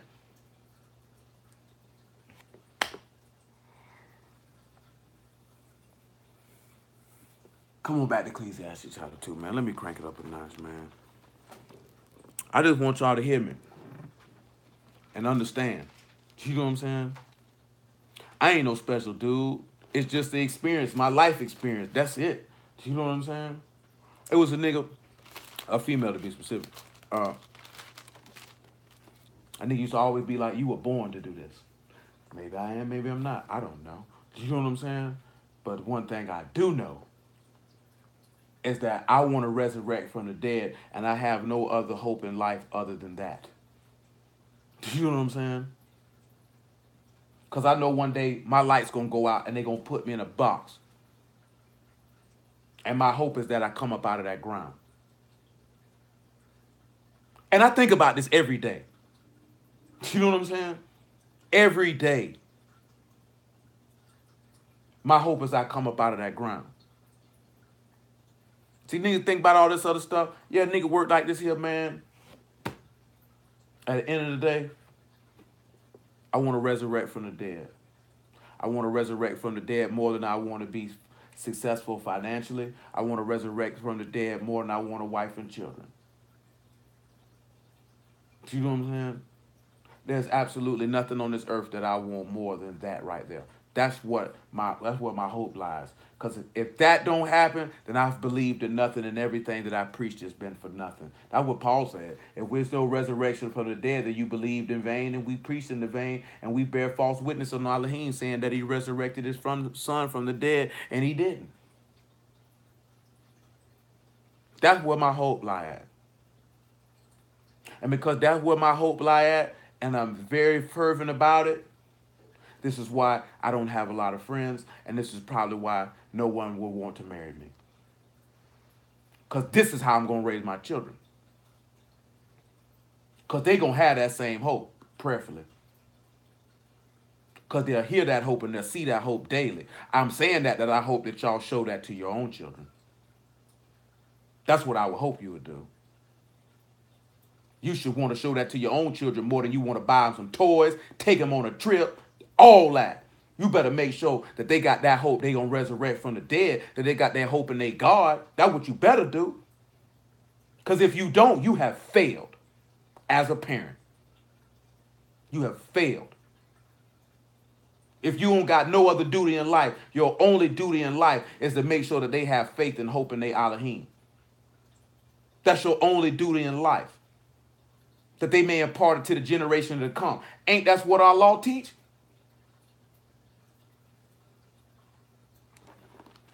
Nevertheless, Ecclesiastes 2 and 22. 23 actually. For all his days are sorrows and his travail grief. His heart take no rest in the night. This is also vanity. And that last thing we had was what? Travail. It's inyan. And it's your business. So that means that when it tells you that his travail is grief, it's telling you that all his days are affliction and that is his occupation. That make you look, and he say he ain't got no rest in the night. So that means this man only had one job. You know when his heart couldn't rest in the night. Y'all know when he went up there and he said he was exceedingly sorrowful unto death and brought Peter, John, and James up there with him. And what did Peter, John, and James do? Go up there and go right to sleep. Slept on their salvation. Ain't that what they did? He told them, go on and take your rest. He said, you couldn't even watch for me for 1 hour. He couldn't sleep. He couldn't sleep. I ain't gonna tell you no lie. What I wore last was Saturday, I couldn't go to sleep. And you know when I couldn't go to sleep, that's what came to my head with this particular verse right there. I ain't had no sorrows. I just couldn't go to sleep. And it might have been from the amino acid drink and that protein and the pre-workout, all that caffeine. You know what I'm saying? And a nigga, that junk happened to me the other night. Finished that workout by 10 o'clock, boy. I ain't go to sleep, boy. Got a lot of caffeine in me. Hard to go to sleep. Got all that caffeine in you, boy. Can't tell you no lie. Sometimes you can. A lot of times you can't. You know what I'm saying? Straight up, though. But that's what came to my head when that next morning, because nigga would hit me up to do this and somebody hit me up to do that. Then I had to go handle some more business. You know what I'm saying? And I was stewing on some script and this, that, and the third. And that's what it was. He couldn't rest in the night because his job was to suffer. You understand that? His job, what he had told them when he sat down and ate with them. What he told them. Said, I'm getting this Sunday, because we working this Sunday. I ain't gonna try to keep y'all that long tonight. Let's go ahead and look at it so I can tie it into what I'm really working to. Oh, Muffin phone finna die. Ask Muffin for her charger. Or text Dwight or something. No, Muffin ain't got no iPhone. Muffin got a Samsung. Let's come over here to Matthew 26, man. Yeah, because I was just going to paraphrase, but then I'm thinking about what I'm finna link it to. And what I'm finna link it to, I got to go on here and read it now. Oh, Muffin right out there? Hey, little Muffin. I didn't even know you're right.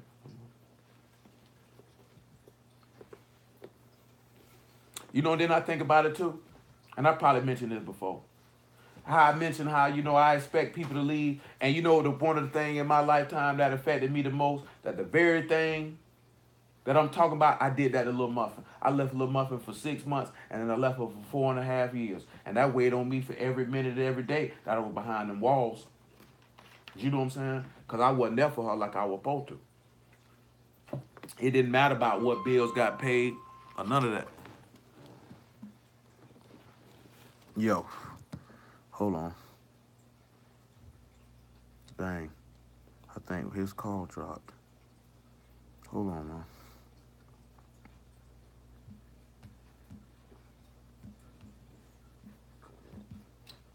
You on the line, D?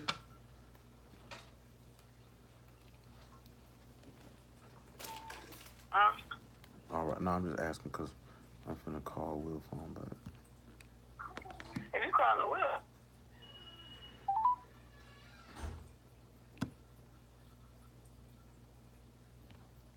My bad. What you say, D? What you say, D? Go ahead. Nah, cause I seen this phone call went away. So I didn't know what had happened with that. Huh?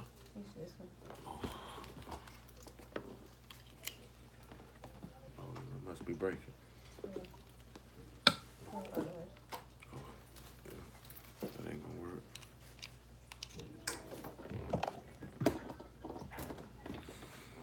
You know, then I turn around and leave her. I remember when I got out from the 6 months, little mother hugged me so hard. Then I went to thinking like, boy, I can't keep doing this right here no more. You know what I'm saying? So I tried to do something else and that didn't work. And then guess what ended up happening?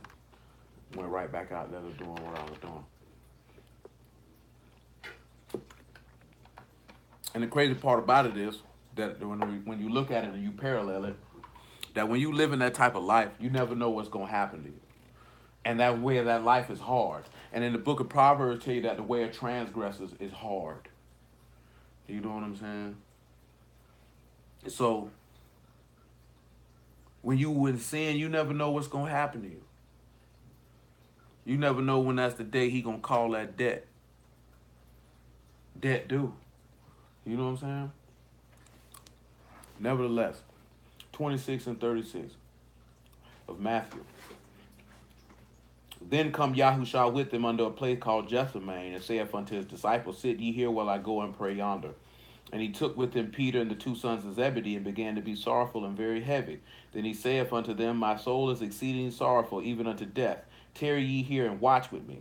And he went a little further and fell on his face and prayed, saying, O my Abba, if it be possible, let this cup pass from me. Nevertheless, not as I will, but as thou wilt. And he come unto the disciples and find them asleep. And he saith unto Peter, What? Could you not watch with me 1 hour? Watch and pray that you enter not into temptation. The ruach indeed is willing, but the flesh is weak. And he went away again the second time and prayed, saying, O my Abba, if this cup may not pass away from me, except I drink it, thy will be done. And he came and found them asleep again, for their eyes were heavy. And he left them and went away again and prayed the third time, saying the same words. Then he come to his disciples and said unto them, Sleep on now and take your rest. Behold, the hour is at hand, and the Son of Man is to be betrayed into the hand of sinners. So remember, right? When you looking at that, and then when you look at the word for travail, we sitting back. Well, for travail, we looking at, it's the experience of continual life of the right hand. Because his occupation, or for you to know the experience of continual life by the right hand, because it was his business to bring that about, because all of his days of sorrow. So with that chastisement or that suffering, we just talked about that last week about the experience. You know what I'm saying? So his whole job in life was to suffer. Why do you think he come and say, is it not written that Hamashiach ought to suffer to enter into his esteem? If you suffer with him, you'll reign with him. All this stuff where it mentioned that because that was his job. He had no other purpose in the manifestation of his flesh than to suffer. I'm talking about suffer affliction for the word's sake. Not suffering for the sake of suffering, but suffering for the word's sake. You know what I'm saying? Suffering for the word's sake. It said that he saw all his days of sorrows and his travail grief, and he has no rest in the night. You got to remember, they ate the Passover at night. All his apostles are asleep, except for one. Y'all know which one that is. Good old Judas. He ain't get no rest that night because he wasn't supposed to get no rest that night. He wasn't supposed to get no rest till he say, Abba, into thy hands I commend my ruach. So we supposed to be resting in him. Remember, that's why we read the Hebrew 12. Look to the author and finisher of your faith. He endured the stake for the joy that was set before him. How could I have known for the first 28 years of my physical existence that everything that I dealt with and endured was to get me to the point that when this man showed me that he was the living God and come follow him and serve him, that I would? How could I have known that? You know what I'm saying? When my pop dipped when I was 12, that joint didn't even bother me. He wasn't even really there that much in the first place. But when my granddaddy died when I was 10, that bothered me. Even and he left before that because he went to move to Arkansas. That didn't even bother me because you thinking as a child, well, shoot, granddaddy gonna come back through. Even though my grandma had died 4 years before, I'm still not thinking that he gonna die. You know what I'm saying? But then he dies. Right now, I can see hysterically how I was weeping in the mall in Little Rock, Arkansas. You know what I'm saying? Because this is my nigga and he gone. You know what I'm saying? I ain't gonna tell you no lie. When my pops died, I ain't even know this nigga. And I'm at this man's funeral looking at this casket like, man, he gone. And I ain't even really know this man.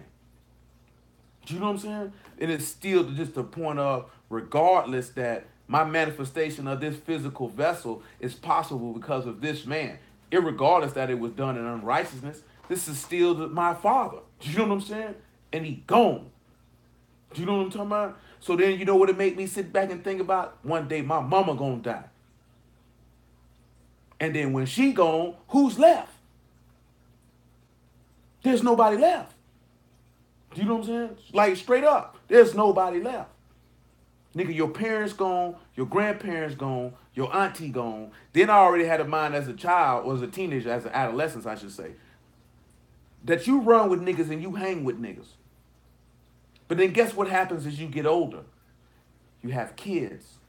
You have a family. You can't do what you did with them when you were 17, 18, 19, 20 years old. Those things are not possible anymore. So I tell a brother that all the time. I say, bro, you got people, these brothers are married. You know what I'm saying? They can't do the things that a single man can do. Do you know what I'm saying? Because you think, hey, man, y'all can't do this here. Because they got a family. So their allegiance is going to be where? To their family, as it should be. Do you know what I'm saying? Because you got some niggas out here who grown who don't understand that. Do you know what I'm saying? But you got a whole family out here. You hanging out in the streets with these niggas? Nigga, go home to your wife, cuz. Go home to your kids, nigga. Ain't nothing out here for you. You not 20 years old no more. But we don't think like that. You know, we don't think like that. So when I mention that, to parallel it to this before we move on. You were a child in the word, or a child in the world, whatever. And Yahuwah has manifested himself unto you. You got a family now. Take your butt home. You know what I'm saying? You got responsibilities that are different than what you were when you was a child. He said, when I was a child, I thought as a child, I spake as a child, but when I became a man, I put childish things away. I'm no longer immature and seeking to hang out or to run to excess as riot, as Paul put it, and revilings and banquetings as I did when I knew not Elohim in my ignorance. Now I got a family, I gotta go home. My husband is calling me, I gotta go home. Do you know what I'm saying? Just take that. That's the mind frame, right? We not maturing as people who say we serve the living God. We stand stagnant as children. Quick to say we grown though. Quick to say we grown. But let's sit back. Let's go look at somebody who was born to suffer. Genesis chapter 30. He was born to suffer. Because that's what we look at with Yahushua, right? All the day was sorrow. He was born to suffer. That was his job. His job was to be afflicted and suffer.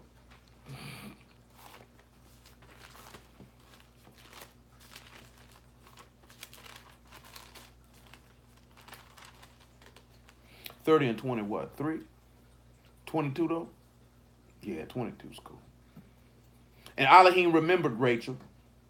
And Elohim hearkened to her and opened her. Come and tell y'all something too. I mentioned that before. Boy, when that nigga said that Jacob lusted over Rachel, and that's why he clothed Rachel, boy, that nigga had me hot, boy. I say, boy, you don't even know what you talking about. Boy, you done disparaged our forefather, running your mouth, trying to prove a point.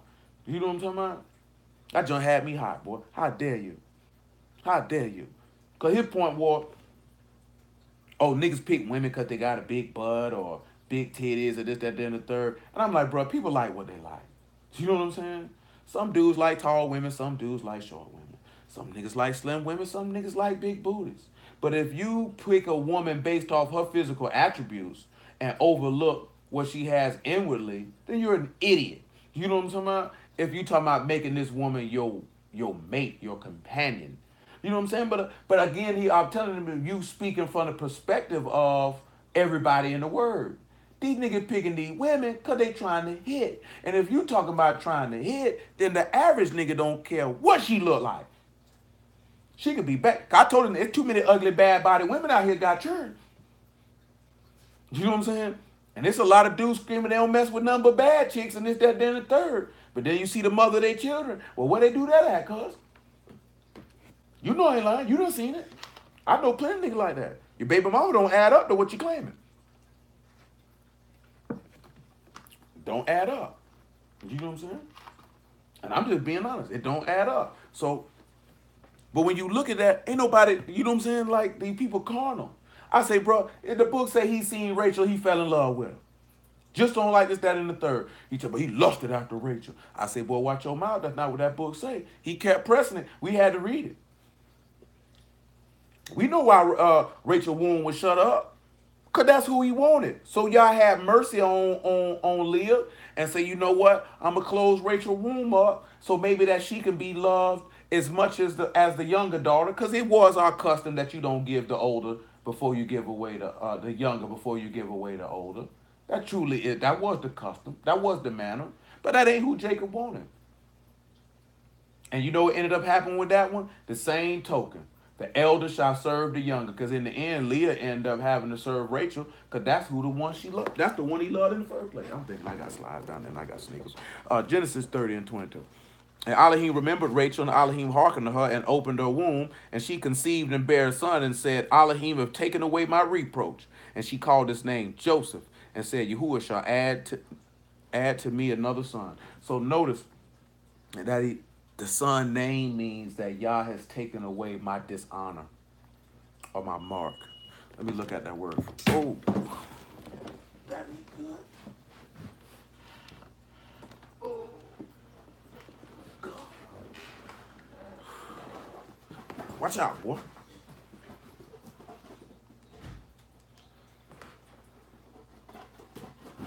Watch out, nigga.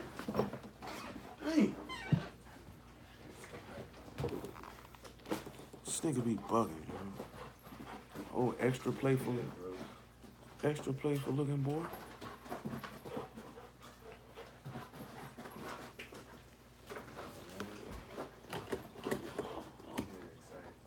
Yeah, that nigga excited. That nigga old playful nigga, man. He don't want to do nothing but play. Let me get this word for reproach. Here we go.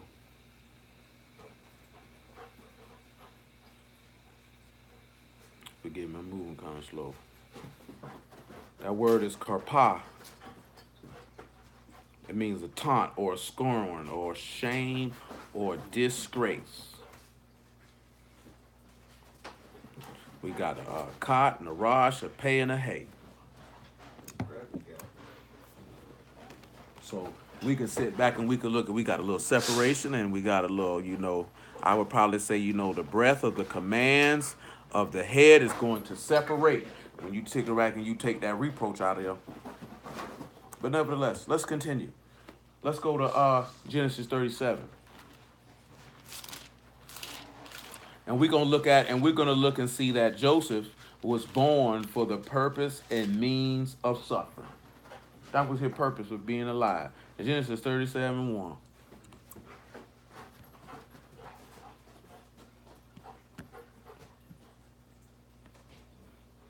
And Jacob dwelt in the land wherein his father was a stranger in the land of Canaan. These are the generations of Jacob. Joseph, being 17 years old, was feeding the flock with his brethren, and the lads were with the sons of Bilhah and with the sons of Zilpah, his father's wives. Joseph brought unto his father their evil report. Now Yasharal loved Joseph more than all his children, because he was the son of his old age, and he made him a coat of many colors. And when his brethren saw that their father loved him more than all his brethren, they hated him, and they could not speak peaceably unto him. So we turn around and we look at Joseph, and we see Joseph is hated. And he's hated because Jacob loved him more than all his other sons. We know that Yahushua was loved more than all of Yah's creation. We know what happened to Joseph because of his dream. His brother sold him into slavery. Watch out, nigga. Go wet mouth, nigga. Come on my ankles, man. This nigga right here.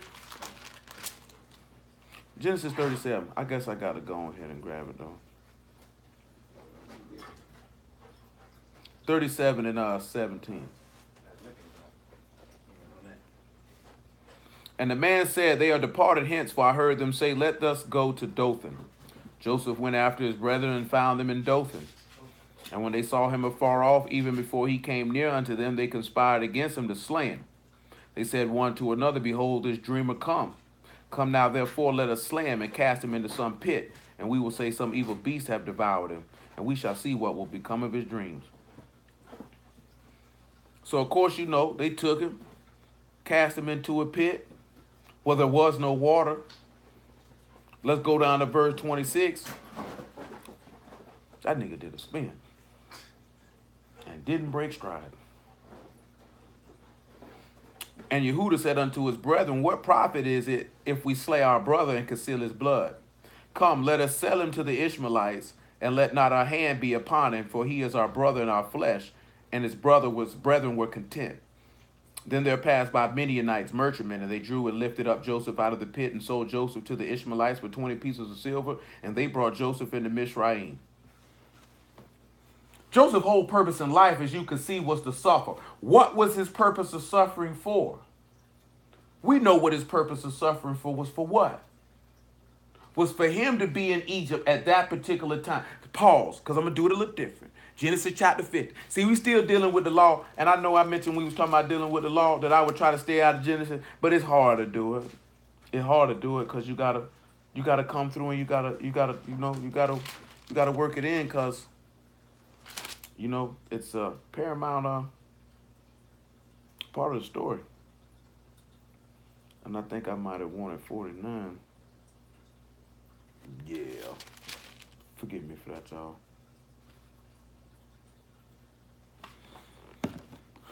That's definitely not 50.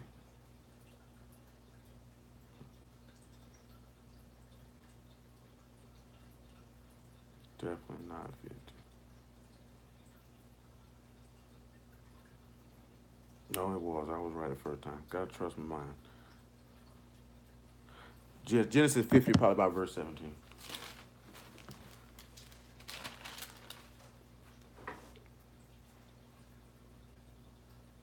Make it 16. And they sent a messenger unto Joseph, saying, thy father did command before he died, saying, so shall you say unto Joseph, forgive, I pray thee now, the trespass of thy brethren and their sin, for they did evil unto thee. And now we pray thee, forgive the trespass of the servants of the Elohim of thy father. And Joseph wept, and they spake unto him. And his brethren also went and fell down before his face, and they said, behold, we be thy servants. Joseph said unto them, fear not, am I in the place of Elohim? Joseph asked a question there. Am I in Elohim's place? He said, but as for you, you thought evil against me, but Elohim meant it unto good, to bring it to pass as it is this day, to save much people alive. So Joseph's whole purpose was life was to know affliction, to save people alive. The same purpose, and this was why Yahushua knew affliction, to save people alive. Now let's go to 2 Corinthians chapter 4 and let's look at this.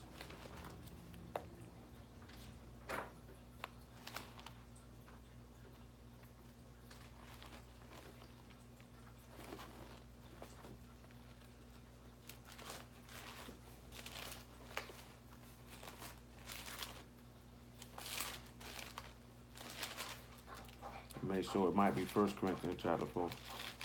Yeah, it's 1 Corinthians chapter 4. Y'all should have a good idea what we're finna look at. 4 and 9. Because you looking at everything that the apostles went through, that Paul is describing, is to save people alive. And this is why all their days are sorrow and their travail grief, or their business is to suffer affliction. This their job.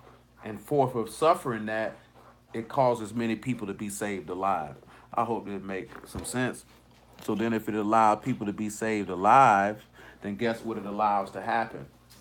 It allows people to convert so they can be paired to the sacrifice of the Son and be refreshed and be renewed. And I think I do have my renewal word on here. So when we look at being renewed, we know that's to be paired, the pair that is separated to enter into the door, or the Kadash, the Kot, the Daleth, and the Shan, to be new, to repair, to make new. You still got to be paired to that separation. For to be delivered and be saved, there has to be a separation. You know what I'm saying? I had told brother the other day, like I personally, speaking for me, I don't even see how a nigga attracted to a sinner. He say they serve y'all. I don't even see how that happens. You know what I'm saying? Because my God is separate. So therefore, anything that is separate is what's going to catch my attention. Ooh, bruh. You know what I'm saying? Yeah. I couldn't have continual close contact with people who are not set. That's not going to do nothing for me. You know what I'm saying? I'm talking about as for friends and all, not on a continual, not on a regular basis, not on a consistent basis. That's not going to do anything for me. See, I mentioned Revelation 3 earlier. We didn't grab it. He said you need to remember back and repent and go back to your first love. That first amount of passion and fire that you had for this when you started. Some people may have not had that. And it just got, you know what I'm saying? Never, the burner never got lit. I think, y'all, my light ain't never went out. The flame stayed burning and just didn't do nothing but get hotter. You know what I'm saying? Because he could snatch that flame away like it's nothing. He could blow it out. You know what I'm saying? He could blow it out. It's definitely situations and circumstances which I have endured and encountered over the last 9 years that a nigga easily could have folded if that's the mind that y'all gave me. Easily could have been like, man, I'm finna do something else. Or I'm finna go do this or go do that. And that's just not what happened. You know what I'm saying? It's certain things that I could have did would have been selfish on the part of it would have removed the nigga from the place of being able to edify the people under salvation through his word, because I could have made a decision and a choice to do something that would have been purely just for my sake. You know what I'm saying? Good day, sir. Good day. I said good day. 1 Corinthians chapter 4, verse 9. For I think that Elohim has set forth us the apostles last, as it were appointed to death. For we are made a spectacle unto the world, and to angels, and to men. Keep that in mind with that part about being a spectacle. Unto men, specifically. We are fools for Hamashiach's sake, but you are wise in Hamashiach. Keep that in mind. We are weak, but ye are strong. You are honorable, but we are despised. Even unto this present hour, we both hunger and thirst, and are naked, and are buffeted, and have no certain dwelling place. And labor, working with our own hands, being reviled, we bless. Being persecuted, we suffer it. Being defamed, we entreat. We are made as the filth of the world, and the offscoring of all things unto this day. And I write not these things to shame you, but as my beloved sons, I warn you. For though you have 10,000 instructors in the Mashiach, you have not many fathers. For in Yahushua HaMashiach, I have begotten you through the Basar. So when you look at Paul and everything that he say that he suffered, they doing this for the people.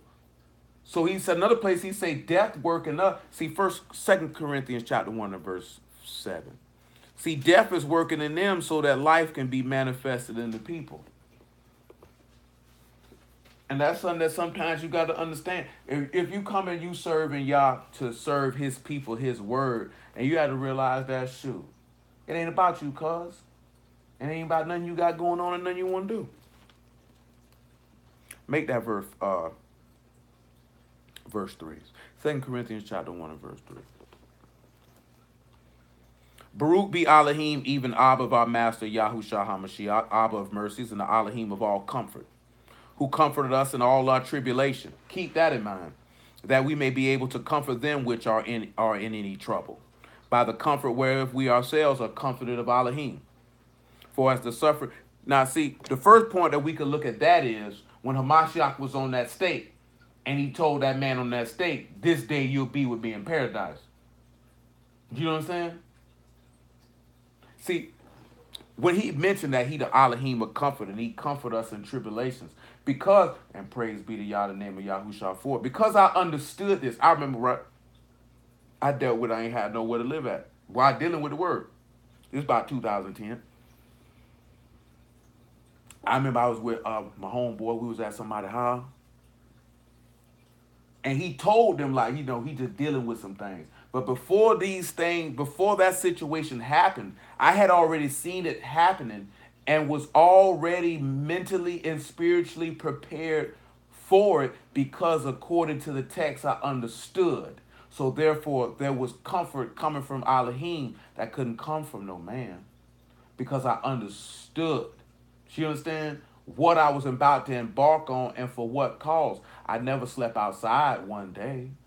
I never went hungry, nor was I naked. Do you understand? Like, this is dead serious. But I didn't have no certain dwelling place. That is for certain.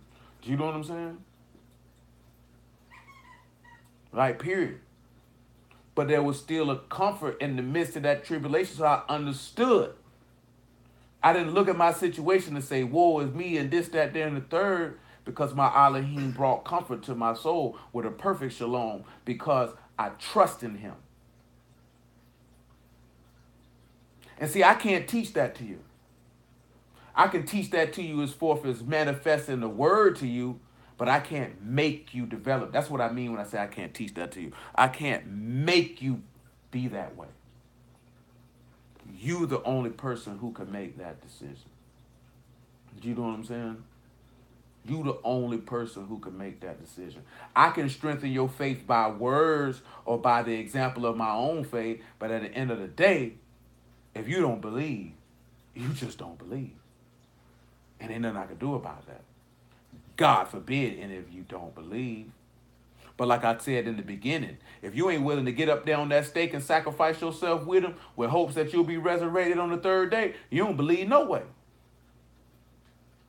Because you an enemy of the stake. You don't believe no way. Because you ain't even willing to deny yourself. You're not even willing to sacrifice yourself. You're not willing to offer yourself. So that means you don't believe he going to resurrect you from the dead. So you don't believe. Period. It is what it is. For as the sufferings of a Mashiach abound in us, so our consolation also abound by Mashiach. And whether we be afflicted, it is for your consolation. Keep that in mind. And salvation. Remember, right? We're dealing with afflicted, right? Even if you afflicted, he said this is for your consolation and your salvation. Remember, and we talking about Joseph now. We already know this on Yahushua end. We talking about Joseph, right? Because it said this man, all his days are affliction. All his days are pain, and that's his business. His business is pain. Why you think he said, wish you not that I must be about my father's business? And whether we be afflicted is for your consolation and salvation, which is effectual in the enduring of the same sufferings which we also suffer. And whether we be comforted, it is for your consolation and salvation. And our hope of you is steadfast, knowing that as you are partakers of the sufferings, so shall you be also of the consolation. We would not, brethren, have you ignorant of our trouble which came to us in Asia, that we were pressed out of measure. I gotta crank it up. Above strength, insomuch that we are despaired even of life. And we had a sentence of death in ourselves, that we should not trust in ourselves, but in Elohim which raised the dead, who deliver us from so great a death, and doth deliver, and whom we trust that he will yet deliver us. Notice this man said we got a sentence of death in ourselves, that we shouldn't trust in ourselves. See, again, that's just validating what I'm saying. That if you ain't willing to get up there on that stake, you don't trust in Elohim, you trust in yourself. You ain't willing to sacrifice. That's why I tell you, when the Mashiach said in John 17, O Kadesh, Father, the world have not known thee. And when the Apostle John came back later and say, what manner of love have Elohim bestowed upon us that we should be called the sons of Elohim? The world know us not because it knew him not. Because people don't understand. They can't even see it. So that's why the righteous are overlooked and ignored. That's why the righteous are rejected. Do you know what I'm saying? Because they don't trust in themselves. They trust in Elohim. That's why the righteous are mocked. And I'm talking about according to the text. I ain't even talking about according to modern times. I'm talking about according to the text. That's why that happened. That's why Yahushua was rejected and mocked. If you be the son of Elohim, come down from the state. Because he had a sentence of death in himself. He didn't trust in himself. We already read it in Matthew 26. If it be possible, let this cup pass. It's time for the son of man to be delivered into the hand of sinners. I got a sentence of death in me. I don't trust in me. And guess what? We sit back and we look at Joseph. He had a sentence of death in himself. He didn't trust in himself. He trusted in his Elohim. They sold him. He continued to serve Yahuwah. Let's see how. Genesis 38.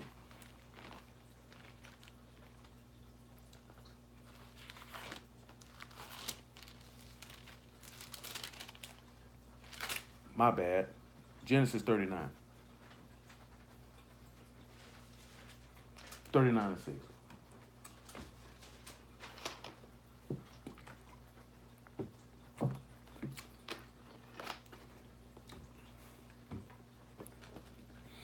And he left all that he had in Joseph's hand, and he knew all he had, save the bread which he did eat. Joseph was a goodly person and well favored. And it came to pass after these things that his master's wife cast her eyes upon Joseph, and she said, lie with me. But he refused, and said unto his master's wife, behold, thy master, what is with me in the house? And he hath committed all that he have to my hand. There is none greater in this house than I. Neither have he kept back anything from me but thee. But because thou art his wife, how then can I do this great wickedness and sin against Elohim? And it came to pass as she spake to Joseph day by day that he hearkened not unto her to lie by her or to be with her. And it came to pass about this time that Joseph went into the house to do his business, and there was none of the men of the house that are within. And she caught him by his garment, saying, lie with me. And he left his garment in her hand and fled and got him out. That's why he tell you, even in the matter of temptation, Elohim make an escape. And it came to pass when she saw that he had left his garment in her hand and was fled forth, she called unto the men of her house and spake unto them, saying, he have brought in a Hebrew unto us to mock us, and he came unto me to lie with me, and I cried with a loud voice. And it came to pass when he heard that I lifted up my voice and cried, that he left his garment with me and fled and got him out. So basically, she lied on him because he wouldn't sin. So therefore, he had to suffer sorrow again, because what happened to Joseph? They put him where? Let's look at verse 19.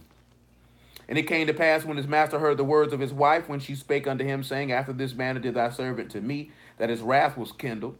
Joseph's master took him and put him into the prison, a place where the king's prisoners were bound, and he was there in the prison. But Yahuwah was with Joseph and showed him mercy and gave him favor in the sight of the keeper of the prison. And the keeper of the prison committed to Joseph's hand all the prisoners that were in the prison, and whatsoever they did there, he was the doer of it. The keeper of the prison looked not to anything that was under his hand, because Yahuwah was with him. And that which he did, Yahuwah made it to prosper. Now we know in Genesis chapter 40, right? Joseph interprets those dreams for the men, right? So we're not going to read all that. Let's go to Genesis 41. We know that also that what? Pharaoh had a dream. He needs somebody to interpret. Let's read verse 9. Then spake the chief butler, good day, sir, unto Pharaoh, saying, I do remember my faults this day. Pharaoh was wroth with his servant and put me in the ward and the captain of the guard's house, both me and the chief baker. And we dreamed a dream in one night, I and he. We dreamed each man according to the interpretation of his dream. And there was there with us a young man, a Hebrew servant, to the captain of the guard, and we told him, and he interpreted us our dreams, and to each man according to his dream he did interpret. It came to pass, as he interpreted unto us, so it was, he restored unto mine office, and him he hanged. Then Pharaoh sent and called Joseph, and they brought him hastily out of the dungeon. And he shaved himself and changed his raiment and came in under Pharaoh. So this is what we're focusing on, right? Verse 14. Let's pull this word for dungeon, because I didn't pull it. And let's look at that. It says, after this man came to get him to interpret it, say he came and got out of him. Keep in mind, he said he had everybody under his hand, right? So even in the midst of, note everybody in the prison, you would think they were suffering too, right? So remember what I told you to keep in mind in 2 Corinthians chapter 1? Say everybody in the prison was given under Joseph's hand, correct? That's what it said, right? So let's look and see what, again, to bring back to mind what I told you to keep in mind. Keep in mind. That's 2 Corinthians chapter 1 say, our sufferings abound, and that in sufferings that we suffer, whether we be comforted, is for your consolation and salvation. And if you're partakers of the sufferings, you will also be a partaker of the consolation. Everybody in the prison was in Joseph's hand. He's suffering and they suffering with him, and they get to be a part of the consolation that comes. Remember, that's why I did it in reverse. Genesis 50 said, you thought to do me evil, but in the end, it did what? It saved many people alive. Now, let's look at this word for dungeon. God, that junk. Oh, every time I'm on this thing, man, that junk open up all the emails.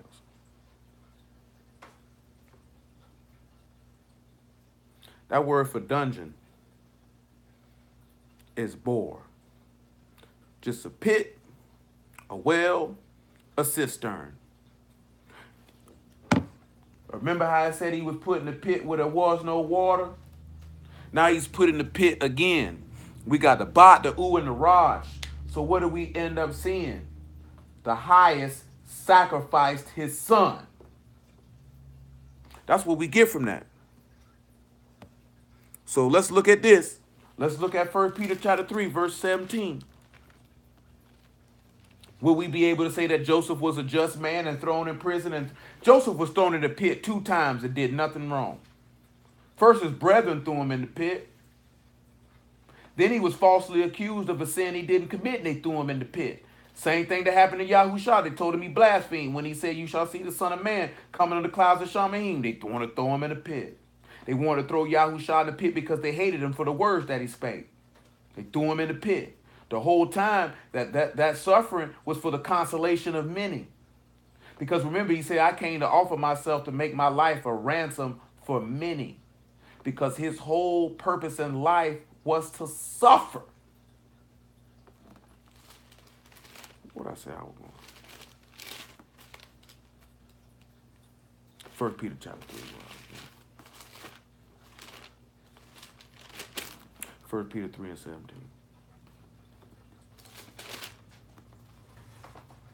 Say, for it is better if the will of Elohim be so that you suffer for well-doing than for evil-doing. Can we say that Joseph suffered for well-doing? He didn't do no evil. For Mashiach also once suffered for sins, that the just for the unjust, that he might bring us to Elohim, being put to death in the flesh, but quickened by the Ruach, by which also he went and preached unto the Ruachs in prison. We noticed that it said he had all the prisoners under his hand, and that they moved at his word, truth be told. Because he said whatsoever they did there, he was the doer of it. Come on back, right? So he pulling them out of this pit. He told them to get out the pit. And he said he shaved himself and he changed his raiment and he came to Pharaoh. He shaved himself. That word for shaved is galak. You get a gamal, you get a lamad, and you get a kod. And you know what we would get with that? That the messenger would teach you separation. So when he told him to shave himself, he said he shaved himself. He's coming through to teach you how to separate yourself. And we've been talking about how to separate yourself all night.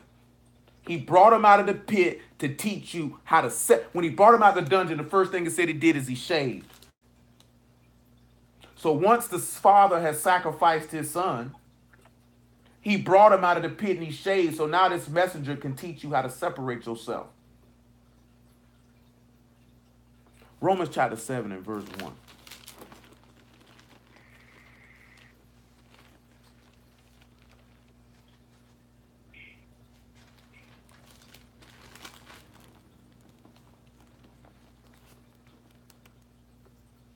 Know ye not, brethren, for I speak to them that know the Torah, how the Torah have dominion over a man as long as he live.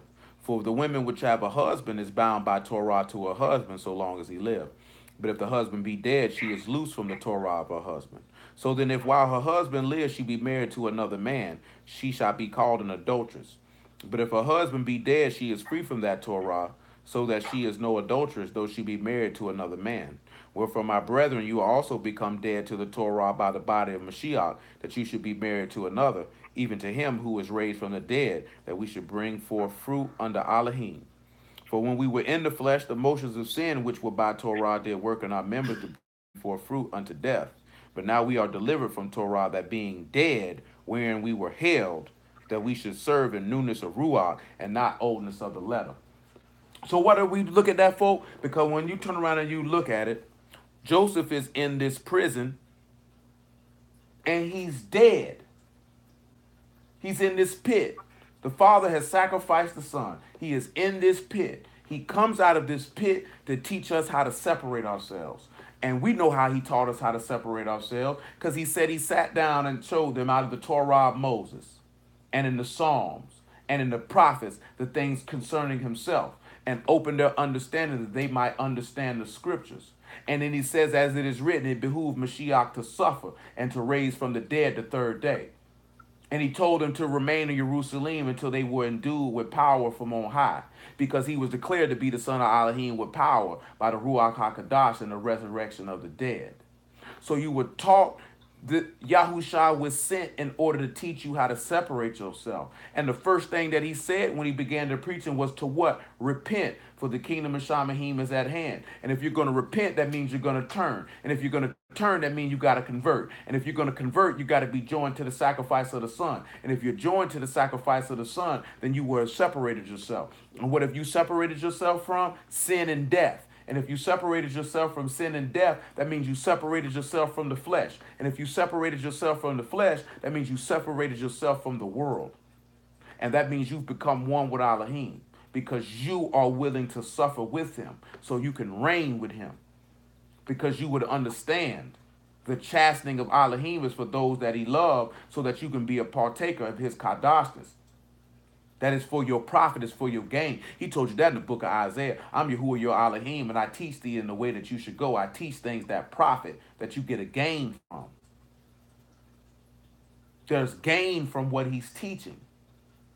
We don't see the gain because we want to quantify gains in a carnal fashion or in a material fashion. You're not quantifying the gains of righteousness. You're not quantifying the gain of faith. You're not quantifying the gain of self-control. You're not quantifying the gain of joy. You're not quantifying anything, wisdom, knowledge, or understanding of the mystery of the gospel of Yahushua HaMashiach. You're not quantifying that, because you want tangible things that you can touch. You don't want eternal things of which you cannot see, which means, again, you don't believe. It's that simple. You know what I'm saying? It's not difficult to ascertain or understand. It's just, how much do you believe? How strong is you? Because see, niggas can make their mouth fry fish, but your actions show where your faith is at. Your actions show what you willing to sacrifice and what you're not willing to sacrifice. Your actions show where your dedication lies. Your actions show where your loyalty lies. My loyalty lies with Yahuwah in every situation and circumstance. Do you know what I'm saying? And that's over every man, woman, and child who takes in breath on this earth, myself included. I'm loyal to Yahuwah over being loyal to myself. It's that serious. Do you know what I'm saying? See, there is nothing else. For me, from my perspective, there is nothing else. Do you know what I'm saying? There's nothing else. Because again, I've been thinking about dying since I was 6. If Yahuwah be merciful, I will be 38 in a month and a half. Do you know what I'm saying? So that means for almost 32 years, I've been thinking about dying. Well, 31 years, actually, because it started this month when my grandma died. You know what I'm saying? And then I sit back and look at that I have an opportunity that even if I die, I'm not dead. And you think that I'm finna turn my back on that for some stupidity? for some temporary pleasure, for some companionship, for some money, for some accolades, for an automobile? Absolutely not. Absolutely not. Some people can't understand it. Some people say, "Oh, you religious. You call me what you want to call me, but you won't call me in hell, nigga. I bet you that. You call me whatever you want to call me. Boy, I ain't going to hell, boy. No, sir. Not when the gift of life is staring me right in my face, and it's the most beautiful thing I've ever encountered and seen. Absolutely not." Think about it in the aspect of me being ready, like me living my life. So when I do, Like, you gotta think about that, man. Like, straight up, man. Like, you know what I'm saying? Do niggas think about that? Like, I ain't talking about I ain't going to hell because of fear. I'm thinking the gift of eternal life is so beautiful that you think I'm finna forsake. Niggas forsake salvation for a wife or a husband. Niggas forsaking salvation for a job. Niggas forsaking salvation for a good time. Get that Revelation chapter 3. I mentioned it beforehand. That's what I'm talking about. How you forsake that? I feel like this here, right? If you can lose passion for something, you never had it in the first place. And if you ain't never have it in the first place, why did you even do it? Let me make sure I got the right thing, man. That ain't what I wanted. Give me a second. That's just how I see it, man. You don't lose passion for something. That's just like dudes be like, I lost passion for my wife. You couldn't have never had it. Revelation chapter 2, that's what I want. You could have never had it. You don't lose passion for something. You passionate about something, you consume with it. That don't happen. You can't sell me that. I'm not purchasing that. 2 and 3. 2 and 2 actually. I know thy works and thy labor and thy patience, and how thou cannot bear them which are evil, and has tried them which say they are apostles and are not, and found them liars, and has borne and has patience, and for my name's sake has labored and not fainted. Nevertheless, I have somewhat against thee, because thou hast left thy first love. Remember therefore from whence thou art fallen, and repent and do the first works, or else I will come unto thee quickly and remove thy candlestick out of his place, except thou repent. See, that's taking you back to when we read in Hebrews 6, when he was talking about you got to put him to sacrifice, put him to an open shame, right? You know what I'm saying? Like, you got to sit back and look at it, right? He said your first love. Well, he said, if you love me, keep my commandments, right? Well, he gave you a commandment. He told you take up your stake and follow him. He told you if you wasn't willing to bear your stake and come after him, you weren't worthy to be taught by him. You see how that worked when he said that he coming up out of that pit and he told him to shave with a galat, and you sitting back looking at this, the messenger who coming to teach you separation. So he can't even teach you if you ain't even willing to get up there and die with him. How he gonna teach you? He ain't gonna be able to teach. That's why niggas ain't learning nothing. Because you not sacrificing yourself. So how is he going to be able to teach you? That man say, if you will not pick up your stake and come follow me, you cannot be my disciple, my Taladeem, my taught one. Nigga, I can't teach a nigga like you. And the reason why he can't teach a nigga like you is because he told you that despise not the chastening of Yahuwah, for who Yahuwah love, he chasten, and Baruch is the man whom he chasten out of this Torah. And when he chasten you, that means you can become a son and not a bastard. So how am I going to be able to teach a son who don't listen because he can't even take no chastisement? That's what niggas missing in his statement when he make it. When he telling you, if you can't take up that stake, I can't teach you. Because you can't be corrected. You can't be chastened. You can't be rebuked. So you not a son, you a bastard. Why am I wasting my time? And niggas wondering why they can't expand. Niggas wondering why they not growing spiritually. It's because you will not take up that cross and nail yourself to it with him. So he's not going to be able to teach you how to separate yourself. You won't shave. Man brought you out the grave and told you, now after I bring you out the grave, I'm going to teach you how to separate yourself. Then he said after that, he said he changed his raiment, right? And again, you sitting back looking at Joseph's whole life was to suffer to put him at the right hand of Pharaoh. Just like Yahushua's whole life was to suffer to put him back at the right hand of Elohim. Because remember, all his days of sorrows and his travail grief. It's my occupation to suffer affliction and pain. And we just read that with Paul when he said that with the apostles. That's their occupation, is to suffer pain. But that pain allows them to experience Yahuwah. And because they're able to experience the love of Yahuwah through that pain, then they're able to reign with his son. And because they're able to reign with his son, they get the consolation and the comfort that can only come from Elohim by his Ruach HaKodesh. But niggas don't understand that because they ain't after that and they don't want it. After he told him that, he told him to change his raiment and come to Pharaoh. And we talked about that change in raiment last week, and we're going to talk about it again. So when you look at change, you got kalaf, you got the cotton, lamad, and the pay, which is the entrance of the teaching that will guide you to separation.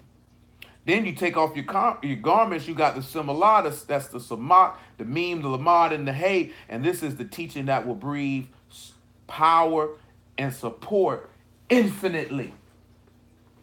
So when we look at on another level of Joseph changing his clothing, that means you looking at the changing of the clothing of the word entering into your heart. The word got to enter in. He say the entrance. Hebrews chapter 4. The entrance. The entrance of the word.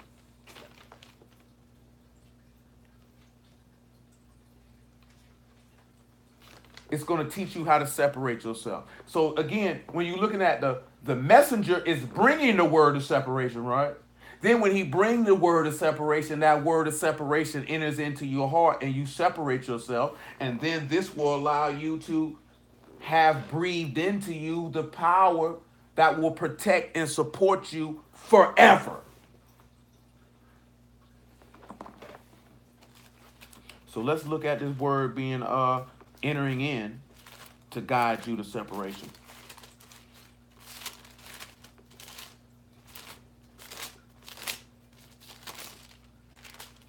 Hebrew 4 and 3. Or 4 and 2 actually. For unto us was the gospel preached as well as unto them, but the word preached did not. We'll make it verse 1. Let us therefore fear, lest the promise being left of us entering into his rest, any of you should seem to come short of it. For unto us was the gospel preached as well as unto them, but the word preached did not profit them, not being mixed with the faith in them that heard it. See, a lot of people sit back and that word come through and they don't get no gain from it because they don't believe it. See, a lot of people don't believe the word. And that's where the problem coming at. Remember when you look at the parable of the sower and he tell you that the good ground received that seed and it bring forth fruit, some 100, some 60, some 30.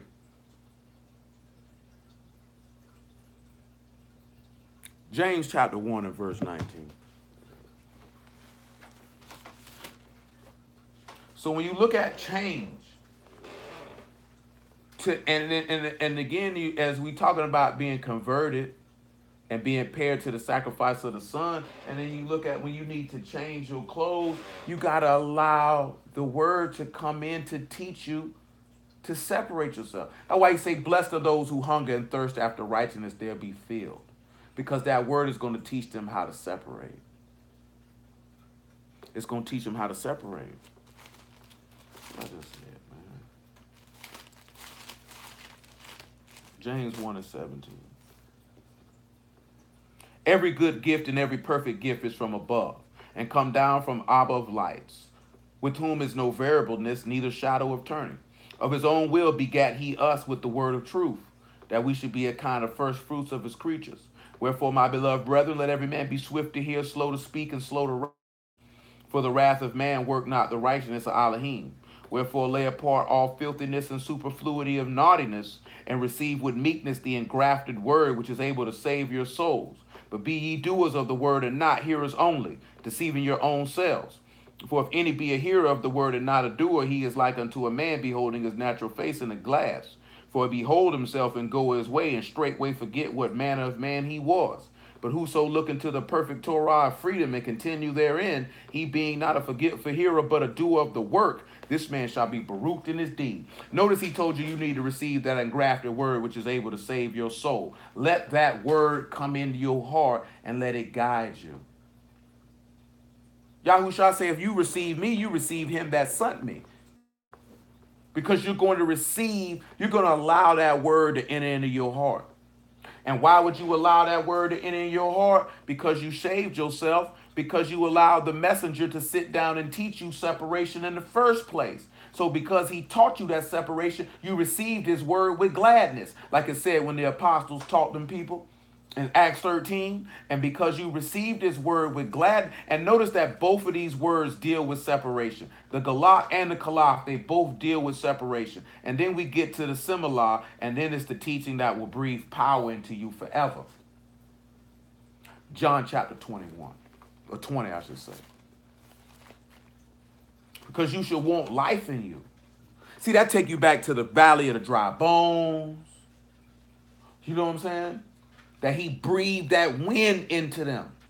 Because once you come out, once you out of the pit, out of the dungeon, and you see that the highest has sacrificed his son, for Elohim so loved the world that he gave his only begotten son, that everyone that believe in him should not perish, but have everlasting life.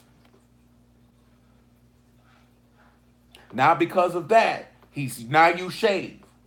Now you shaving because you allowing his messenger to teach you about separation. You don't even realize that when Joseph came up out of that dungeon, he taught the people how to separate themselves to endure the famine.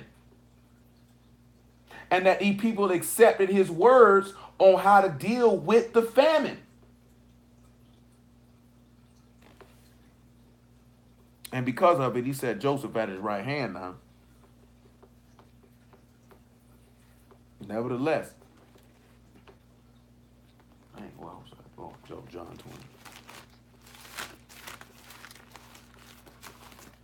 I ain't gonna speed it bad.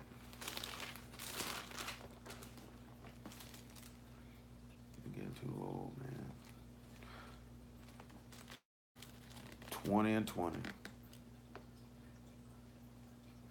And when he had, or 2019, and then the same day at evening, being the first day of the week, when the doors were shut, where the disciples were assembled for fear of the Yahudim, came Yahushua and stood in the midst and saith unto them, Shalom be unto you. And when he had so said, he showed unto them his hands and his side. Then were the disciples glad when they saw the master. Then said Yahushua to them again, Shalom be unto you. As my Father hath sent me, even so send I you.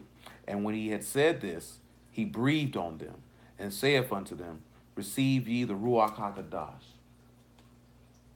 So how are you able to get this breath on you? Because you've put off the body of sin. Romans 13.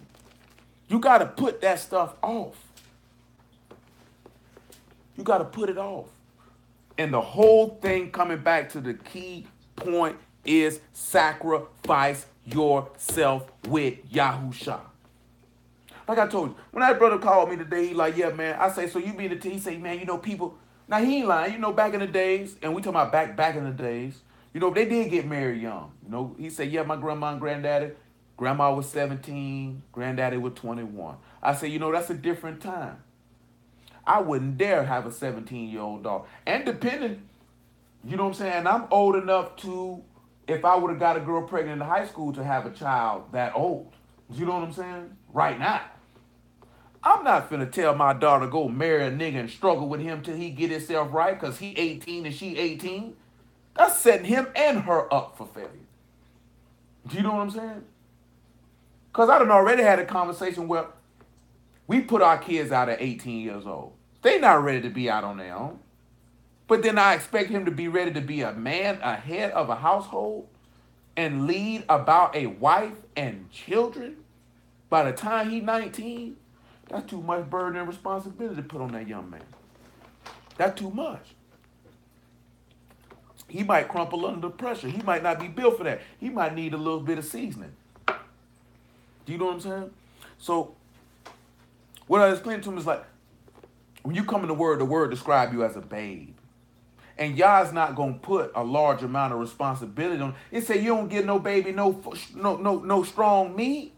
He gonna choke on it. He ain't ready for it. Got to give milk. He's a babe. He unskilled in the word of righteousness. He's a babe. He ain't got no skill.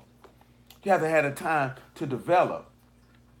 So this is why he teaching you how to separate, shaving yourself. You see the sacrifice. You see the father sacrifice his son. So then his messenger comes because he resurrects from the dead. Because the word apostle, if you look at though, you know the big pro Hebrew people, this, that, then the third, they'll use emissary, which is a messenger. Remember, he told you the priest's lips should keep knowledge, and the people should seek the Torah out of his mouth, for he is the messenger of Yahuwah of hosts. You know what I'm saying? So he's been sent. You know what I'm talking about? That's why Yahushua also said, "Whosoever receive whomsoever I send, receive me," because I got messengers to teach you how to separate yourself. Because they're my messengers in order to do this. And then once you decided that you're going to change, then that means you've allowed that word to enter into you to guide you to separate yourself. And now you can get ready to change your garments like Yahushua, son of Jehozadak, when they changed his garments in Zechariah chapter 4. Because his garments were filthy and they put him on some clean white ones. Because now you're able to have the power, breathe the teaching that will breathe might in you to protect you forever. He told his apostle, when he prayed for his apostles in the 17th chapter of John, he prayed and he said, he said, I don't ask you to take them out of the world. He said, I ask you to protect them from the evil. See, that's the part we miss. He said, don't pray to come out of the world. He said, pray that this man protect you from evil. From evil. See, we don't even be known. That's why he said, you ask and you receive not, because you ask amiss, because you ask to consume them upon your lust. Niggas always quick to say, I prayed to God for this and he gave it to me. Probably gave it to you so you could go to hell because you ain't prayed for nothing but what you desiring. And it ain't him. And it ain't him. Niggas always going to pray asking for something. And ain't nothing to do spiritually. Ain't nothing to do with salvation. Oh, Lord, I need a new job. Lord, when we gonna have kids? I ain't gonna mad at nobody if they womb barren. So I'm not gonna say that. If they womb closed and they ain't had no children, I ain't mad at for that there. Because we got booked for that. Hannah did that. I take that. I can't say nothing about that. I can't say, because I know some of y'all be like, shoot, I done had nothing. I ain't praying for no more. But if you ain't had nothing, yeah. I can dig that. I ain't mad at that. Niggas praying for companions. Niggas praying for money. You know what I'm saying? Selfish. Selfish. You know what I'm saying? Ain't praying for y'all to open up your heart to receive his word. Ain't praying for your faith to be strengthened. Ain't praying for your brethren who are scattered in the four corners of the earth, who going through the same things that you going through, that they might endure and continually stand on the word. Is you even praying for one another? You know what I'm saying? That's the type of stuff I'm talking about. Niggas just praying for what they want. That's spiritual immaturity. You know what I'm talking about? That's immaturity of the highest order. Nevertheless, Romans chapter 13. I got to slide y'all out of here, man. It is almost 11:30. It is almost 11:30. Romans 13 and verse 8. Owe no man anything but to love one another. For he that love another hath fulfilled Torah. For this, thou shalt not commit adultery, thou shalt not kill, thou shalt not steal, thou shalt not bear false witness, thou shalt not covet. And if there be any other commandment, it is briefly comprehended in the same. Thou shalt love thy neighbor as thyself. Love work no ill to his neighbor, therefore love is the fulfilling of Torah. And that knowing the time, that now it is high time to awake out of sleep, for now is our salvation nearer than we believe. The night is far spent, the day is at hand. Let us therefore cast off the works of darkness and let us put on the armor of light. Let us walk honestly as in the day, not in rioting and drunkenness, not in chambering and wantonness, and not in strife and envying. But put ye on the Master Yahushua HaMashiach, and make not provision for the flesh to fulfill the lust thereof. Because if you change in your garments, then that he can breathe power into you. Remember, he say that the word is not in meat and drink, but in power in the Ruach HaKadosh. And this power will protect you forever. And what is it protecting you from? Death. Because remember what is stated in Joseph, with Joseph in the 39th chapter of Genesis. It said that he had more power than the keeper of the prison, didn't it? Who is the keeper of the prison? It's the devil. He was the one who had power over the pit. And Yahushua came and overruled his power and came to claim everyone who was in the pit with him. Thy dead men will live with my dead body, and they shall come with him. Tap into the power and come out of the pit and shave yourself and change your garments. Because then you will begin to understand how all his days of sorrows, even travail and grief, and he had no rest in the night. Because you see your business to suffer affliction. And we will end it with 1 Peter chapter 1. This if you want to be saved. Now, if you don't want to be saved, you can disregard everything I'm talking about.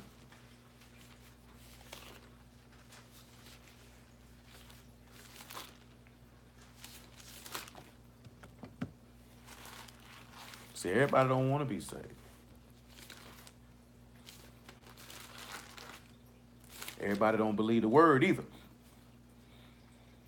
1 Peter 1 and 5. Who are kept by the power of Elohim through faith unto salvation, ready to be revealed in the last time. Wherein ye greatly rejoice, though now for a season, if need be, you are in heaviness through manifold temptations, like you've seen with Yahushua, that the trial of your faith, being more precious than of gold that perish, though it be tried with fire, might be found unto the praise and honor and esteem at the appearing of Yahushua HaMashiach, like you've seen with Joseph, whom having not seen you love, and whom I hope everybody